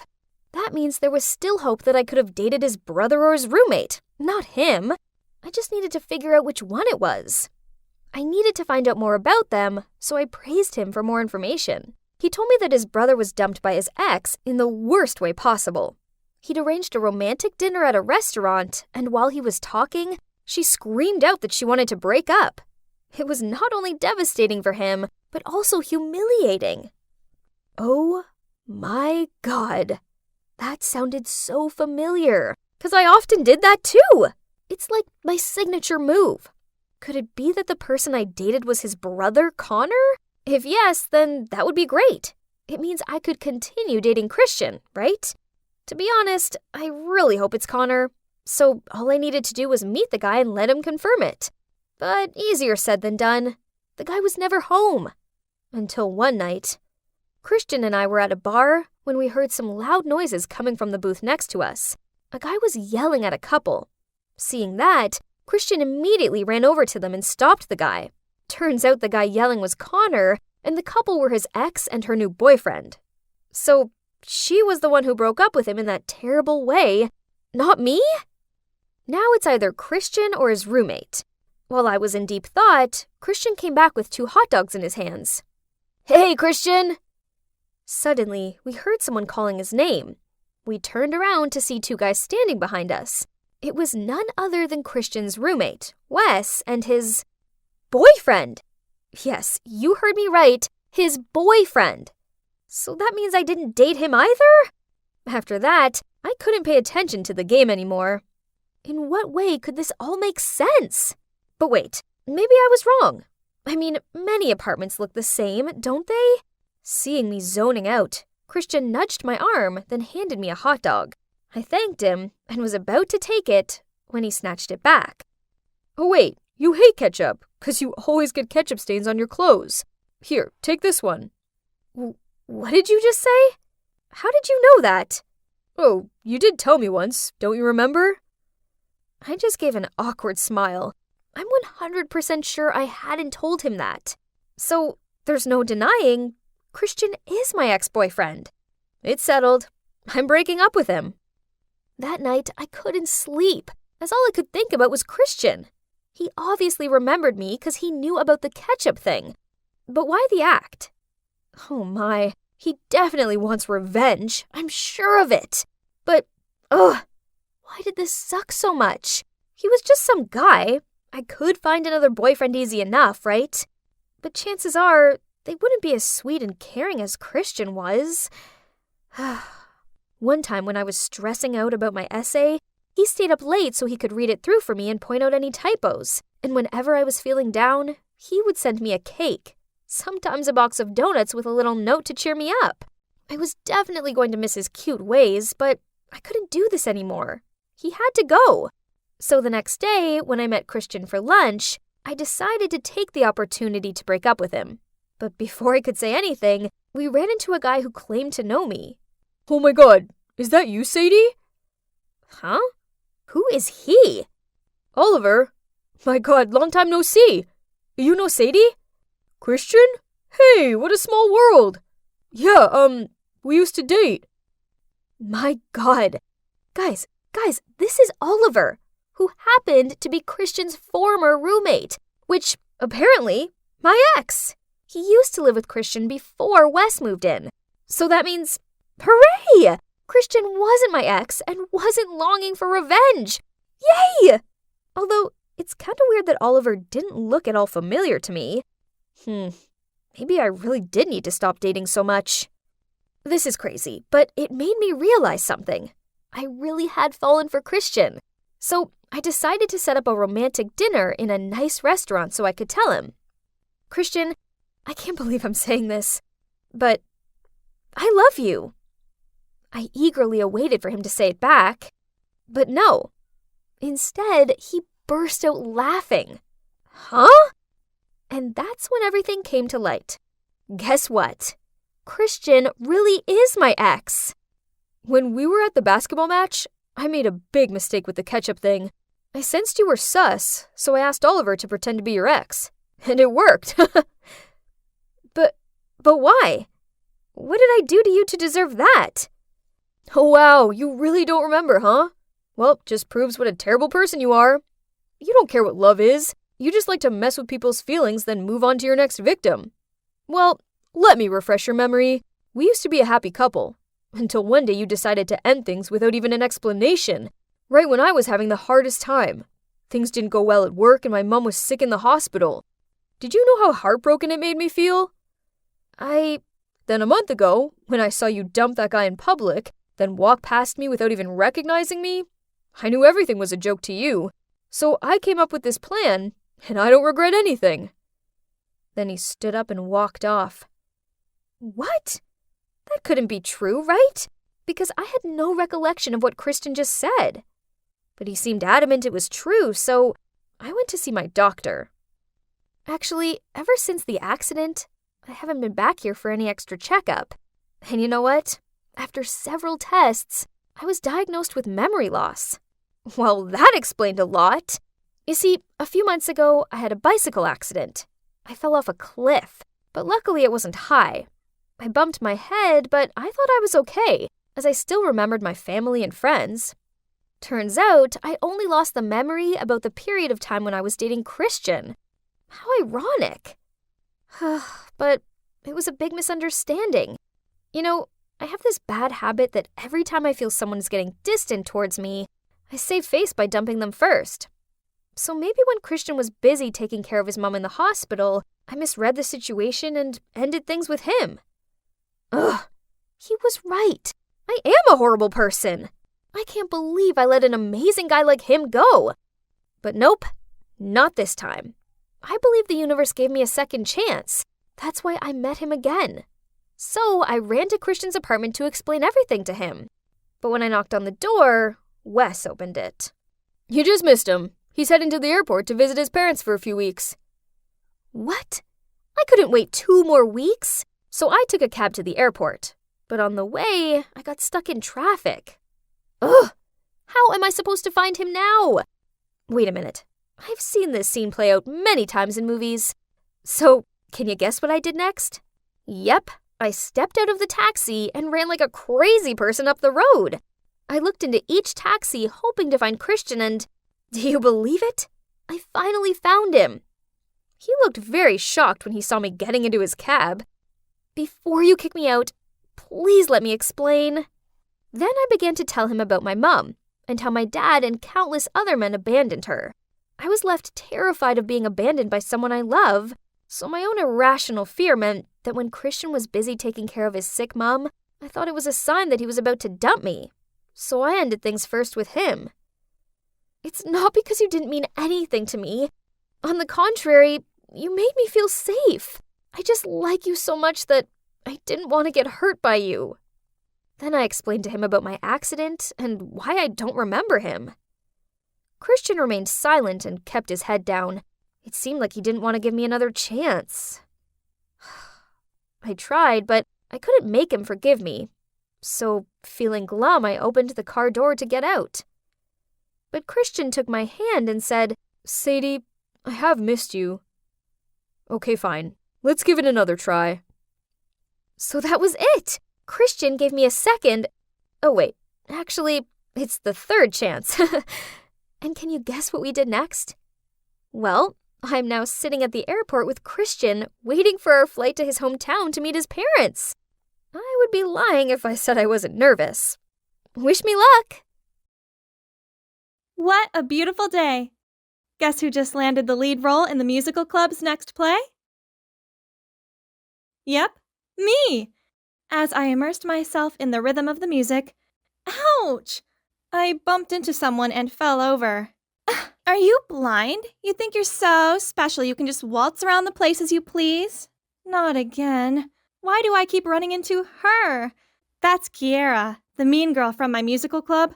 I sing, she dances. I always make sure to stay in my lane, but for some reason, Kiera won't stop criticizing me. Ugh, please, you sound like a screeching cat. Give me fingernails on a chalkboard over your squawking any day. Why's she gotta be so mean? Huh? What's this? Oh, a wallet. Someone must have dropped it, but I'm the only person in this alley. There must be an ID card or something in it, right? So I opened the wallet to check it, but nope. No student card, no ID. Instead, there's just a strange photo and a bunch of VIP membership cards with the name Sophia on them. Ooh, these places are swanky. This person must be super wealthy. I gotta hand this into the cop station. But wait, isn't this... Oh my god, a ticket to see Franz Ferdinand tonight! I love that band! And it's for the VIP area. Even if I bring this to the cops now, they still won't be able to find the owner before the concert anyway. We shouldn't let such an awesome ticket go to waste, right? So, what if... I'll enjoy tonight's concert on this girl's behalf, then I'll hand the wallet to the cops later.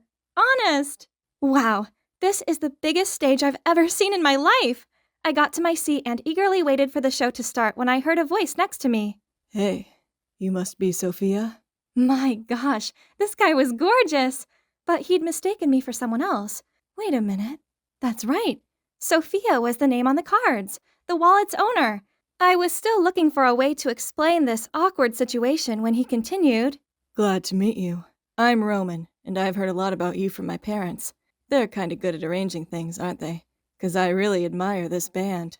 I should have foreseen this happening. I mean, who goes to a concert alone? Luckily for me, it appears that this Roman guy had never met the real Sophia before. For one night only, I could pretend to be her, right? And guess what? The guy was not only super cute, but also a talented musician. He'd spent most of his life in Italy and had not long returned to the US to attend college here. Through him, I learned that Sophia was a gifted singer, and both their parents set this meeting up so that Roman could help her singing career. Talking to Roman felt so natural, and soon I was singing and swaying to the music alongside him. As soon as I arrived home, I immediately went online to find more information about Roman. Wow, his SoundCloud account has over 200,000 subscribers! Handsome and talented. He's like a James Dean of modern times. As I was daydreaming, my phone vibrated. He texted me. I had a great time tonight. I'm having a small welcome home party at the Madison Club. I heard you go there often. If you're not busy, would you like to join us? The Madison Club? As in, one of the most expensive country clubs in the state? The initiation fee alone costs $1,000, and this girl is a frequent flyer? And yep, here's the Madison Club VIP membership card. I know. But I still had loads of music-related questions to ask Roman. Just this once. Then I would definitely hand it in. Now, on to the next problem. I couldn't wear these mediocre outfits to the Madison Club. I needed something demure but expensive looking. If I was Sophia, where would I shop? Yes, the Crystal Lane Mall. The next morning, I strolled up to the exclusive shopping mall with all of my savings.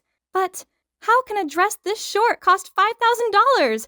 Are there actually people who are willing to pay that much for this tiny fabric? The only item I could afford was a sparkly hairpin. So be it. I gritted my teeth, taking the hairpin to the checkout counter, along with all the cash I had on me and the membership card. But surprisingly, not only did I get the hairpin for free, but they also gifted me this cute bag.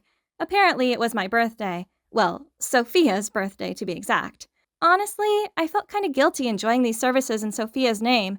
But I didn't spend any of her money. Seeing as this bag's a freebie, I get to keep it, right? The next day, I settled on a simple but pretty dress and my beautiful new bag and wore them to school, as I planned to go straight from there to the party. When my best friend Anna came over to me, she took one look at my bag, then gaped in disbelief. A Chanel bag? Did you sell a kidney to buy it? It was a gift. Where did you get that? That's a limited edition for VIP members of the Crystal Lane Mall only. Spill it. It's a fake, yeah? Kiera and her unruly friends were at it again. I tried to pull Anna away as I didn't want any trouble, but she still managed to clap back at them. It's 100% authentic. Maisie's rich boyfriend got it for her. Jealous much? Kiera sneered, then said unless I called my boyfriend over, she would tell the whole school that we were tragic liars. Come on, Maisie, show them what humiliation feels like. Oh no, what should I do? Thanks to Anna's expectant looks and Kiera's smug grin, I had no choice but to ask Roman to pick me up after school. He says he'll come get me after class. As soon as I stepped out of the school gate, I saw Roman waiting next to a shiny Bugatti Chiron. He greeted me with a smile, then opened the door for me. I didn't need to turn around to know that Kiera was watching me with fiery eyes. After this, she wouldn't dare to look down on me again, right? Ooh, this place was even more lavish than I imagined. As we were early, Roman invited me to sing a song while he played the piano. I started singing, and he too joined in to harmonize, and this moment felt just great. How cool was it seeing him all immersed in music? By the time we finished our performance, I realized a crowd had gathered around us, and they all burst into wild applause. An angelic voice and a genius musician. What a perfect couple. I turned to Roman and saw him smiling fondly at me. Wow, I knew my parents said you were good, but I had no idea you'd be that incredible. Feeling my face heating up, I quickly excused myself, then ran to the bathroom. Well, once I could find it, to calm down. Yeah, so this was a confusing mess, but it didn't change the fact that my heart was still thudding like crazy. This experience was like daydreaming, but maybe I should tell him the truth before things went too far. I returned to see Roman talking with a girl. Seeing me coming, Roman waved me over and said, Here she is. Hey, Sophia. I've just been chatting with your little sister. Oh no, I was going to tell Roman the truth myself, but when the girl turned around and, isn't that Kiera? So Kiera is Sophia's sister? Kiera seemed as surprised as I was, as she made up an excuse and left. Huh, did she really just leave without making a scene? The next day, I turned up at school with the wallet and looked for Kiera, only I couldn't find her anywhere. When the last bell rang, I received a message from her that said, Meet me in the alley behind school. I nervously arrived at the rendezvous spot and saw Kiera waiting there. Here's your sister's wallet. Sorry I didn't return it sooner. But to my surprise, she didn't even take the wallet. Thief, you'll pay for that. What did she mean by that? Let me be clear, I didn't steal this. I just picked it up by accident. I was always going to hand it in. Then why did you use my sister's name and membership cards? No more excuses. Stealing is still stealing. If you don't want everyone, including Roman, to know that you're an identity thief, you'd better do what I say. You will sing for me to lip sync at the city's upcoming singing contest. Singing contest? But Kiera's a dancer, not a singer. Suddenly, a voice from behind startled me. Here you are, Sophia. I've been looking for you. I turned and saw Roman's happy, oh so cute face. He'd be so gutted when he found out that I'd lied to him from the start. Sensing my feelings, Kiera just smirked at me before she left. Remember our deal, sister? It turned out that Roman had just finished composing a new song that day and wanted me to record a demo for it at his studio. But this isn't right. I hesitated, then blurted out, Roman, actually, I'm not. Roman interrupted before I could finish my sentence and showed me the poster of an upcoming singing contest. Oh, it was the one Kiera mentioned earlier. You should give it a try. It's a good opportunity. I shook my head sadly. But I can't. Why? How can I tell Roman that I can't participate in the contest because I have to help Kiera lip sync? So I just told him some baloney about having a family thing on that day. When I got home, I decided there's only one thing for it. I had to block Roman. It's the hardest thing I've ever done, but I had to stop this web of lies now before they overtook my life. On the day of the singing contest, although I'd pre-recorded the song for Kiera, she still dragged me along with her. That's odd. She didn't seem her usual brash self. Maybe the nerves had got to her. Then, midway through her performance, she misjudged a move and her mic clattered to the floor. As she was standing there dumbfounded, my voice continued to blast out. The whole room fell silent. Then slowly, the murmurs began to rise. Everyone pointed and commented on Kiera, and I heard the man sitting next to me muttering, She's brought more shame on our family. How could I tell anyone that's my daughter? Oh, so this is Kiera's father? And the woman sitting next to him, probably her mother, was also shaking her head in boredom. At that moment, a staff member approached them to say something, and I could see their faces turn pale before they rushed out of the auditorium. Seeing that, Kiera burst into tears, then rushed off the stage. Geez, how can parents treat their child like that? Kiera may have been a mean girl, but she didn't deserve that. I was about to go check if she was okay when a hand pulled me back. It was Roman. Maisie, it's your turn. Right at that moment, the host of the show called me to the stage by my real name. Huh? What was going on? I turned to look at Roman, but grinning, he just wished me luck and handed me the mic. And the music started. It was the song that Roman and I had sung together. I took a deep breath to calm myself, then sang my heart out. When I ended the performance, all 3 judges stood up to applaud, and the audience cheered me on. Oh dear, am I dreaming? What is all this? Do you know who I really am? Yeah, of course. I figured that out ages ago. Turns out me not knowing where the restrooms were in the country club gave the game away. So he did his research and found out that I wasn't actually Sophia. Only 'cause he still wanted to see me, he pretended not to know so we could carry on like normal. He also accidentally witnessed Kiera making me sing for her performance, so he decided to register me. Talking about Kiera, I wanted to make sure she was okay. We searched around and found her sitting outside, sobbing. It's okay. There will be other competitions. I'm not upset about that. It's my sister. She's missing. Through tears, Kiera told us about how, from a young age, her parents wanted her and her sister to pursue a career in music. However, Kiera found a love of dance, while Sophia excelled at singing, making her favorable to their parents. Regardless of how many dance contests Kiera won, they always overlooked her talent. Then, when she excitedly told them that she'd bagged the lead dance role in the school play, they just went on about Sophia instead. So, feeling disheartened and jealous, Kiera threw away her sister's wallet, the one that I accidentally picked up that day. In this singing contest, Kiera wanted to win against her sister in front of their parents for once, so she got me into this whole lip-syncing plan of hers. But last night, Sophia found out about it, and they had an argument. Then, in anger, Kiera blurted out nasty things, such as how she longed for Sophia to vanish from her life. Only that morning, she woke up and found that her sister had actually gone. Until now, Sophia still hadn't even shown up at the auditorium when it's soon going to be her turn to perform. What if Sophia never comes back? I shouldn't have been so mean. Roman and I comforted Kiera. Then we went to find Sophia together. Kiera took us to Sophia's fave places, but she was nowhere to be seen. Suddenly, I remembered the picture carefully inserted inside her wallet. This must be a special place for her. This is my family's old house. We used to live here when I was little. We rushed over there and found Sophia sitting idly in front of the house. The 2 of them ran into each other's arms and sobbed like 2 children. Through tears, they talked it all out.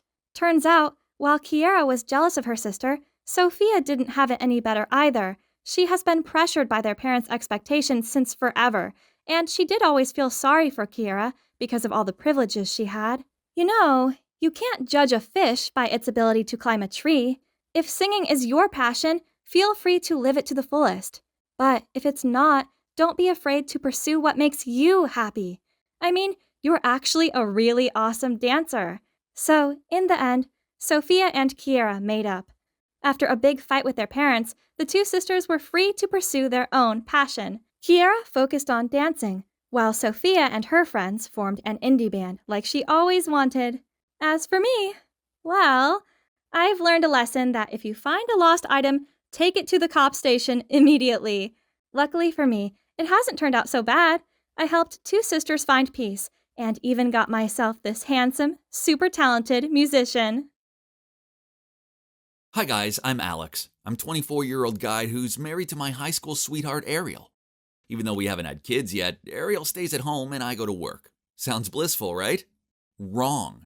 You see, my once cute and loving wife is now a total grumpy control freak. Don't get me wrong, I still love her very much, but, well, who am I kidding? I'm just the henpecked husband who never dares to oppose her. No longer am I a free man. Instead, She insisted I follow her rules, and I swear she makes most of them up as she goes along. No going out with friends. No overnight trips away, even if they're work-related. Dinner is not allowed outside unless I take her with me. No talking to work colleagues on social media. I'm not even allowed to fall asleep first, else she wakes me up by yelling at me. If I dare to break those rules, then I have to face the consequences, and trust me, they weren't worth thinking about. For instance, I once stayed a little late at work, so the next day she made me moldy sandwiches. I didn't notice until I'd taken a big bite out of it. Ugh, gross. Another time I visited my parents after work without her, so she turned my white shirts pink. I had to go to work resembling the Pink Panther. And every day I come home from work to her endless complaints. She could moan on about the most ridiculous things, such as the puddle outside of our house meant she couldn't go for a walk, as she didn't want to ruin her shoes. And she'd accidentally drunk normal coffee instead of decaf, and now she had a headache, and it went on and on. Also, she's a real stalker. Yep, it seems all she does all day is spy on our neighbors. Did you know that the neighbor to the right of us walks around his yard in his wife's pink fluffy dressing gown and slippers? And the neighbor opposite sings Christmas tunes to her dog. Ugh, who cares? But if I dare yawn or show any sort of disinterest, she yells at me. So I feigned interest by saying things like, "Oh, is that so? Oh, right. Please go on." The nagging didn't stop when I was at work either, as she constantly texted me telling me to come home early to fix the light bulb, faucet, or whatever else she'd managed to break. Geez, why were there so many broken things lately? Was she deliberately ruining them so that I would rush home after work to fix them? No, that couldn't be possible, right? One time during work, she messaged me saying the washing machine was leaking everywhere and asked me to call a mechanic. I didn't understand why she couldn't call one herself, as I was at work. Anyway, I forgot to do it, so she called my work number and demanded I go home immediately. The problem was that my work colleague answered the phone. The poor lad actually had to hold the phone away from him as she was shrieking so loudly. "You broke it, so come home and fix it immediately." I grabbed the phone off my colleague and replied, "Huh? How is it my fault?" She replied, "Duh. Because you wear 3 outfits in a day and I only wear 1, so you broke it, not me, so come and fix it." Yeah. I failed to see the logic in her argument. I just didn't know who she was anymore. Where had the lovely Ariel from the old days gone? Oh, how I longed to be single again. Then, when I thought things couldn't get any worse, they did. My workplace was celebrating its 10th anniversary, so my boss held a party and invited everyone and their families. Oh no. The last thing I needed was my controlling wife embarrassing me. But Ariel checked my emails and found out about the party. She immediately repeated her rule. "Dinner is not allowed outside unless you take me with you." I forced a smile and acted excited to have her joining me. Hope nothing happens, though. We'd been at the party all of 5 minutes, and I was politely smiling at my female colleague, when Ariel turned red with anger, then spilled her wine over this woman's dress, said, "Oops," then walked off. I passed my colleague some napkins and apologized. Why was Ariel so childish? I didn't want to lose my job because of her jealous rages. Then I found her talking to my boss. She was actually shouting at him for making me work overtime too often. What? My boss was fuming. Now I was sure I would end up being fired. But thank God, through some miracle and a lot of groveling to my boss, I didn't lose my job. I was feeling so down about it all. So on one of my lunch breaks, I called my friend Matthew. I've known him for years. In fact, back in our school days, he had a huge crush on Ariel, and we both tried to win her heart. Anyway, that's in the past. I needed to vent, so I said to him, "Back at school, you and I both frantically chased Ariel. We even fought for her. Back then I thought I'd won, but now I think you're the one who had the lucky escape." Matthew replied, "Do you know why your married life is so stuffy? It's because she loves you too much. If you need more freedom, it's so easy. You just need to make your wife love you less. Don't worry, I'm here to help." At this point, I was pretty much willing to try anything. Besides, he was my friend, so he had my back, right? So the plan was to find Ariel a demanding job in another town. Then I'd only have to see her on weekends. So I asked my old friend to let Ariel work as a newscaster on his about-to-be-bankrupt radio station. Ariel was so excited when she got the job offer. She begged me to quit my job and to go with her, but I disagreed. I made excuses that my job was too good to quit and encouraged her that it was a good opportunity for her and that I would visit her on weekends. After that, the life I always longed for arrived. It was so blissful coming home from work and not having her nag me. I could put my feet on the couch, fall asleep whenever I wanted, and go out for dinner with my colleagues without having to take her along with me. But the house was quiet. Too quiet. Yes, it wasn't long before I found myself pining for her like a puppy. I even slept clutching one of her sweaters. Then it suddenly all made sense. Ariel had only acted that way because she was bored and lonely stuck at home all day. She longed to have me to talk to, and yet all I did was make fun of her. Ugh, I was a terrible husband. I'd been a foolish idiot, and I wanted my wife back, so, without delay, I bought the biggest bunch of flowers I could find and drove to Ariel's place in the other city. But when I pulled up outside, I saw her standing outside talking to someone. It was Matthew. That sneaky, conniving snake. Then I saw him take her hand. I stormed up to him and punched him in the face. Ariel panicked. "Alex, are you crazy? What the hell are you doing?" Then she checked Matthew's bleeding nose. I was furious, so I blurted out, "He's a liar. He told me to send you away just so he could worm his way into your life." She looked at me in surprise and stammered, "What? You sent me away? I earned this job and I chose this life." "No," I shook my head. "I set it all up. I'm sorry, I'm a fool." I was about to hug Ariel, but she pushed me away and said, "Are you bored with me? Why don't you... You're a coward." After that, Ariel ran into her house and locked the door. I begged her to hear me out, but she ignored me. I had no choice to drive home sad and alone. I went back to her house each day and tried apologizing, but she never answered the door. Each day I left her a gift on her doorstep, such as chocolate cake, penguin plushie as they're her favorite animal, and a picture of us together. She took the gifts, but she still wouldn't answer the door. But then one night when I was waiting in front of her house, I saw her running towards me. Could it be that she'd forgiven me and was coming to embrace me? Nah. A bandit was chasing after her and was trying to grab her handbag. I rushed forward and tackled this bandit to the ground. She was so relieved I was there to save the day, and she flung her arms around me. After that, she forgave me and moved back home. I definitely learned my lesson now. I should always appreciate the happiness I have, instead of taking it for granted. But I guess I will still have to live on the edge for the rest of my life. Afraid that someday Ariel will find out the big secret I'm keeping. Yeah, I'm the one who hired that bandit. Surprise! Those secrets will have to come to me to the grave. Or Ariel will bury me 6 feet under by herself. I don't know anymore. Wish me luck, guys. Hey! I've been trying to find you at school today. I have big news, and it's bad. Real bad! Don't leave me hanging. Mom says we're defo moving to California by the end of the month. What? No way! That's a 2-day drive from here. Yeah, I know. But Mom's marrying David. The same David that's scared of spiders, cockroaches, and everything? Yeah, that guy. He's been trying to get her attention for ages, sending her flowers, playing the guitar on her porch. Then last week, he even climbed up the oak tree so he could hand her flowers through the bedroom window.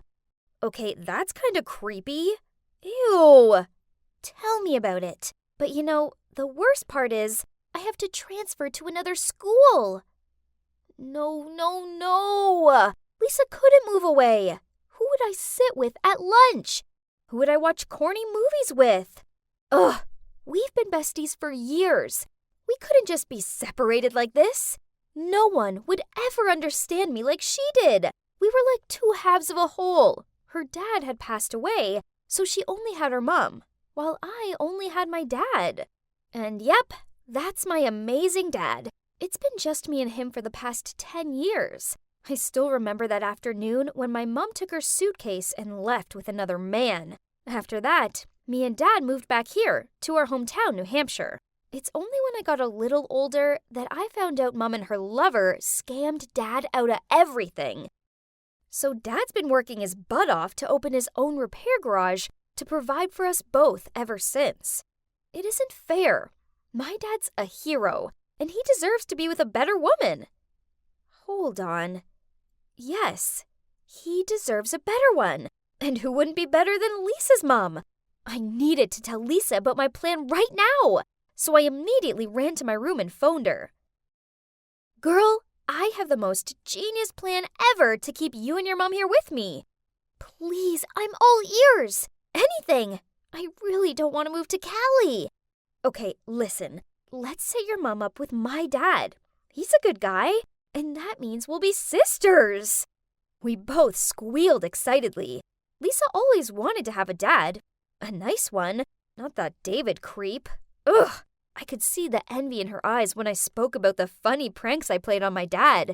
Well, in contrast, my heart ached whenever she told me about the girly pamper days she had with her mom. Okay, first, research is important. We spent all night looking up their horoscopes, name astrology calculator, and even physiognomy. Whoa, they're a 98% match! But hey, nothing is perfect, right? Me and Lisa would make up for the missing 2%. The next day, we were both zombies due to the lack of sleep. But at least a proper plan had been set.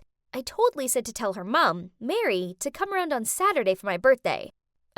Yeah, it's not actually my birthday, but she's a presenter for a big news channel, so she's super busy. We needed to make up some special occasion, so she couldn't say no. Then I told my dad to prepare his signature dish to welcome my special guests. There's no way Mary could resist. That day, I was helping Dad with the ingredients when I heard the doorbell. I opened the door to see Lisa standing there with a pink frosted birthday cake. And by her side was her mom. Happy birthday, sweetie. This one's for you. Oh, something smells good. And so familiar. She continued. Hello? Mary? Jack? Why are you here? For Erin's birthday. And you? I'm her father. And FYI, today isn't her birthday. Yeah, jerk. Mary said under her breath while rolling her eyes. Excuse me? You dumped me for no reason. So what's that attitude? Oh, really? For no reason? My eyes darted from Dad to Mary. Huh? Why were they yelling at each other?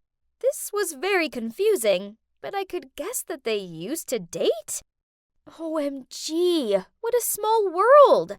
Okay, whatever, 'cause it's lunchtime now. And wow, Dad's legendary meatloaf smelled amazeballs.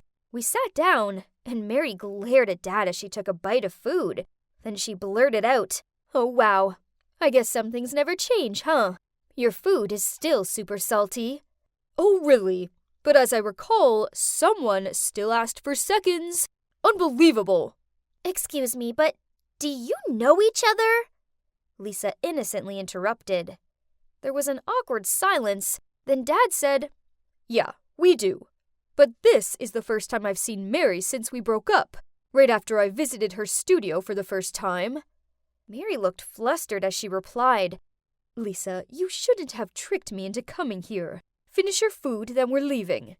On hearing this, Dad ordered Lisa and me up to my room so he could talk to Mary in private. Only we hid behind the couch and listened in. Turns out, on that day, Mary took my dad to the studio to watch her first filming as a news presenter. After that, she'd passed by the waiting room and overheard Dad talking to someone. I clearly heard that person ask you how I looked, and you said I was still the same old Mary. Do you have any idea that I spent 2 hours in makeup and was excited to show you? Dad tried to chime in, but Mary wouldn't give him a sec. Worse still, later you even told them you were over the moon I wouldn't be your girlfriend for much longer. Thus, to intercept that, I had to break up with you first. Oh my. So my dad was a playboy or something? Lisa and I swapped confused looks, then continued watching the show. My dad was dumbfounded, and then he said in a helpless voice, Oh, Mary, things were not like that. I said that you look the same because you're always as beautiful as the day I met you. And about the other thing... Yeah? I prepared a ring to propose to you, so you'd no longer be my girlfriend, but my wife.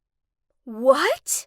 So they broke up because of an absurd misunderstanding and lost contact since then.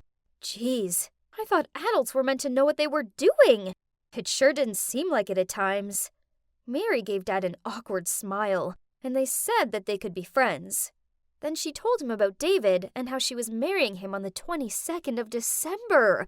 No! We couldn't let this happen. There had to be another way of getting them together. But that road was full of thorns and spikes, especially when Dad dropped a bombshell. His new girlfriend, Lucy. A few days later, when I was working on my art project, Dad walked into the room with her. Excuse me? She was wearing this super tight bodycon dress and had at least 7 layers of makeup on. Ugh. Then she even dared to pick up the photo of me with Mom and smirked. Oh, how nice. I rushed over to her, snatched it out of her hands, and shouted, "Keep off my things! I don't like you!" She immediately glared at me. But then seeing Dad coming down from upstairs, she suddenly smiled and hugged me while whispering in my ear, "You don't, but you have to." Jeez, what a poisonous snake! But worse, when she left, Dad had this dumb grin on his face, and then he actually asked if I wanted her to be my new mom. Oh no, she'd hypnotized him for sure. In a rush, I called Lisa to tell her about it. She came up with the idea of asking her mom to join us at the Christmas market this week. Bummer. She refused. Apparently she had too much wedding planning to do. Ugh. And if you're thinking it couldn't get worse, then Dad invited Lucy along. So Lisa asked her mom to let her stay with me for a few days, so we could teach this Lucy some lessons. May the pranking commence. That morning, Lucy showed up in this fancy light blue dress and ordered Dad to get her a chocolate-covered waffle. What a shame. I accidentally knocked it all over her outfit. Oops! Then a fake fly somehow fell into her hot chocolate. Her eyes almost bulged out of her head when she drank that. But she just gave us a cunning smirk, then grabbed Dad's arm and cuddled close to him. Unbelievable! But you know, diamond cuts diamond. When Dad went to the restroom, with sparkling eyes, I said, "Lucy, I really admire a nice person like you. My dad's only a mechanic with $1,500 a month, but you still love him." So this isn't true. He ran his own business. But anyway. No way! He looks rich, though. Oh, he probably was just desperate to catch your attention. He bragged a little bit. And you're proud of that? That's not funny, sweetie. I am out of your dad's league. There's no way I'm putting up with a brat like you for such a poor man. Right at that moment, my dad returned and, no surprises, they broke up. Now she was out of the picture, Dad was free to win Mary over, right? We 3 went home, and I noticed that Dad was acting weird. He kept on pacing by the door. Then, when Mary arrived to pick Lisa up, he leapt to open it and blurted out to her, "Have you thought any more about us?" She didn't say anything, but I noticed them exchanging these sorry looks. Their love for each other was so obviously real, as they knew each other since they had nothing. Yet they weren't doing anything about it. It was already December 20th, meaning there were only 2 days left till the wedding day. I couldn't let our plan fail like this. I immediately grabbed my phone to call Lisa, but the ringing was next to me. She'd left her phone at my house. Dang! Then the next morning, I walked by her house to go to school as usual, but no one was home, and she wasn't at school either. Oh my, had they moved to David's already? I told Dad this right away when I got home. He thought for a second and asked me to get in the car ASAP to go to California. So our bumper 2-day road trip began. When we reached the wedding venue, it was empty. Oh no, we were too late. Dad looked devastated, so I put my arm around him and started to lead him out of there. But then the receptionist appeared and said, "Oh, didn't they let you know either? The wedding's been canceled." Dad's face lit up, and we both raced over to the car and started the long drive back. Oh, it felt like ages in the car, and now it was just 2 hours until Christmas Eve. The roads were full of beautiful Christmas decorations. I looked through the windows and saw people gathering with their families, while Dad and I were driving nonstop. How sad. We drove straight to Lisa and Mary's, but they were out, so we sat in the freezing cold on their doorstep and waited. Dad dozed off, his head resting on my shoulder. Bless. Then I saw them walking towards us. Oh man, you should have seen their shocked faces. I shook Dad awake, and he looked over at Mary. She dropped her bags and looked at us astonished. Then Lisa told us the whole story. Turns out, on the way to California, They met two amateur robbers who forced them to get out of the car. Mary immediately pounded them with her handbag, while David ran off and hid behind a tree with Lisa. When the robbers scampered off, Mary told David everything from the bottom of her heart. That although David was wealthy, that was not what she wanted. Instead, she just needed a man who could support and protect her. She'd been flattered by his gestures of love, touched by his persistence, and thought that love could be cultivated. But things weren't as simple as that. So they broke up, and the wedding was canceled. Dad and I were stunned. Then, with eyes prickled with tears, my dad said, Mary, I'm sorry for letting you go. But it's not too late, is it? Right after, he pulled the old ring from that day out of his pocket and got down on one knee and said, Mary, will you marry me? She cried out, Yes! Both Lisa and I were bursting with happiness. So now we both have a mom and a dad, and we're pretty much sisters. Yay! This is the warmest Christmas ever.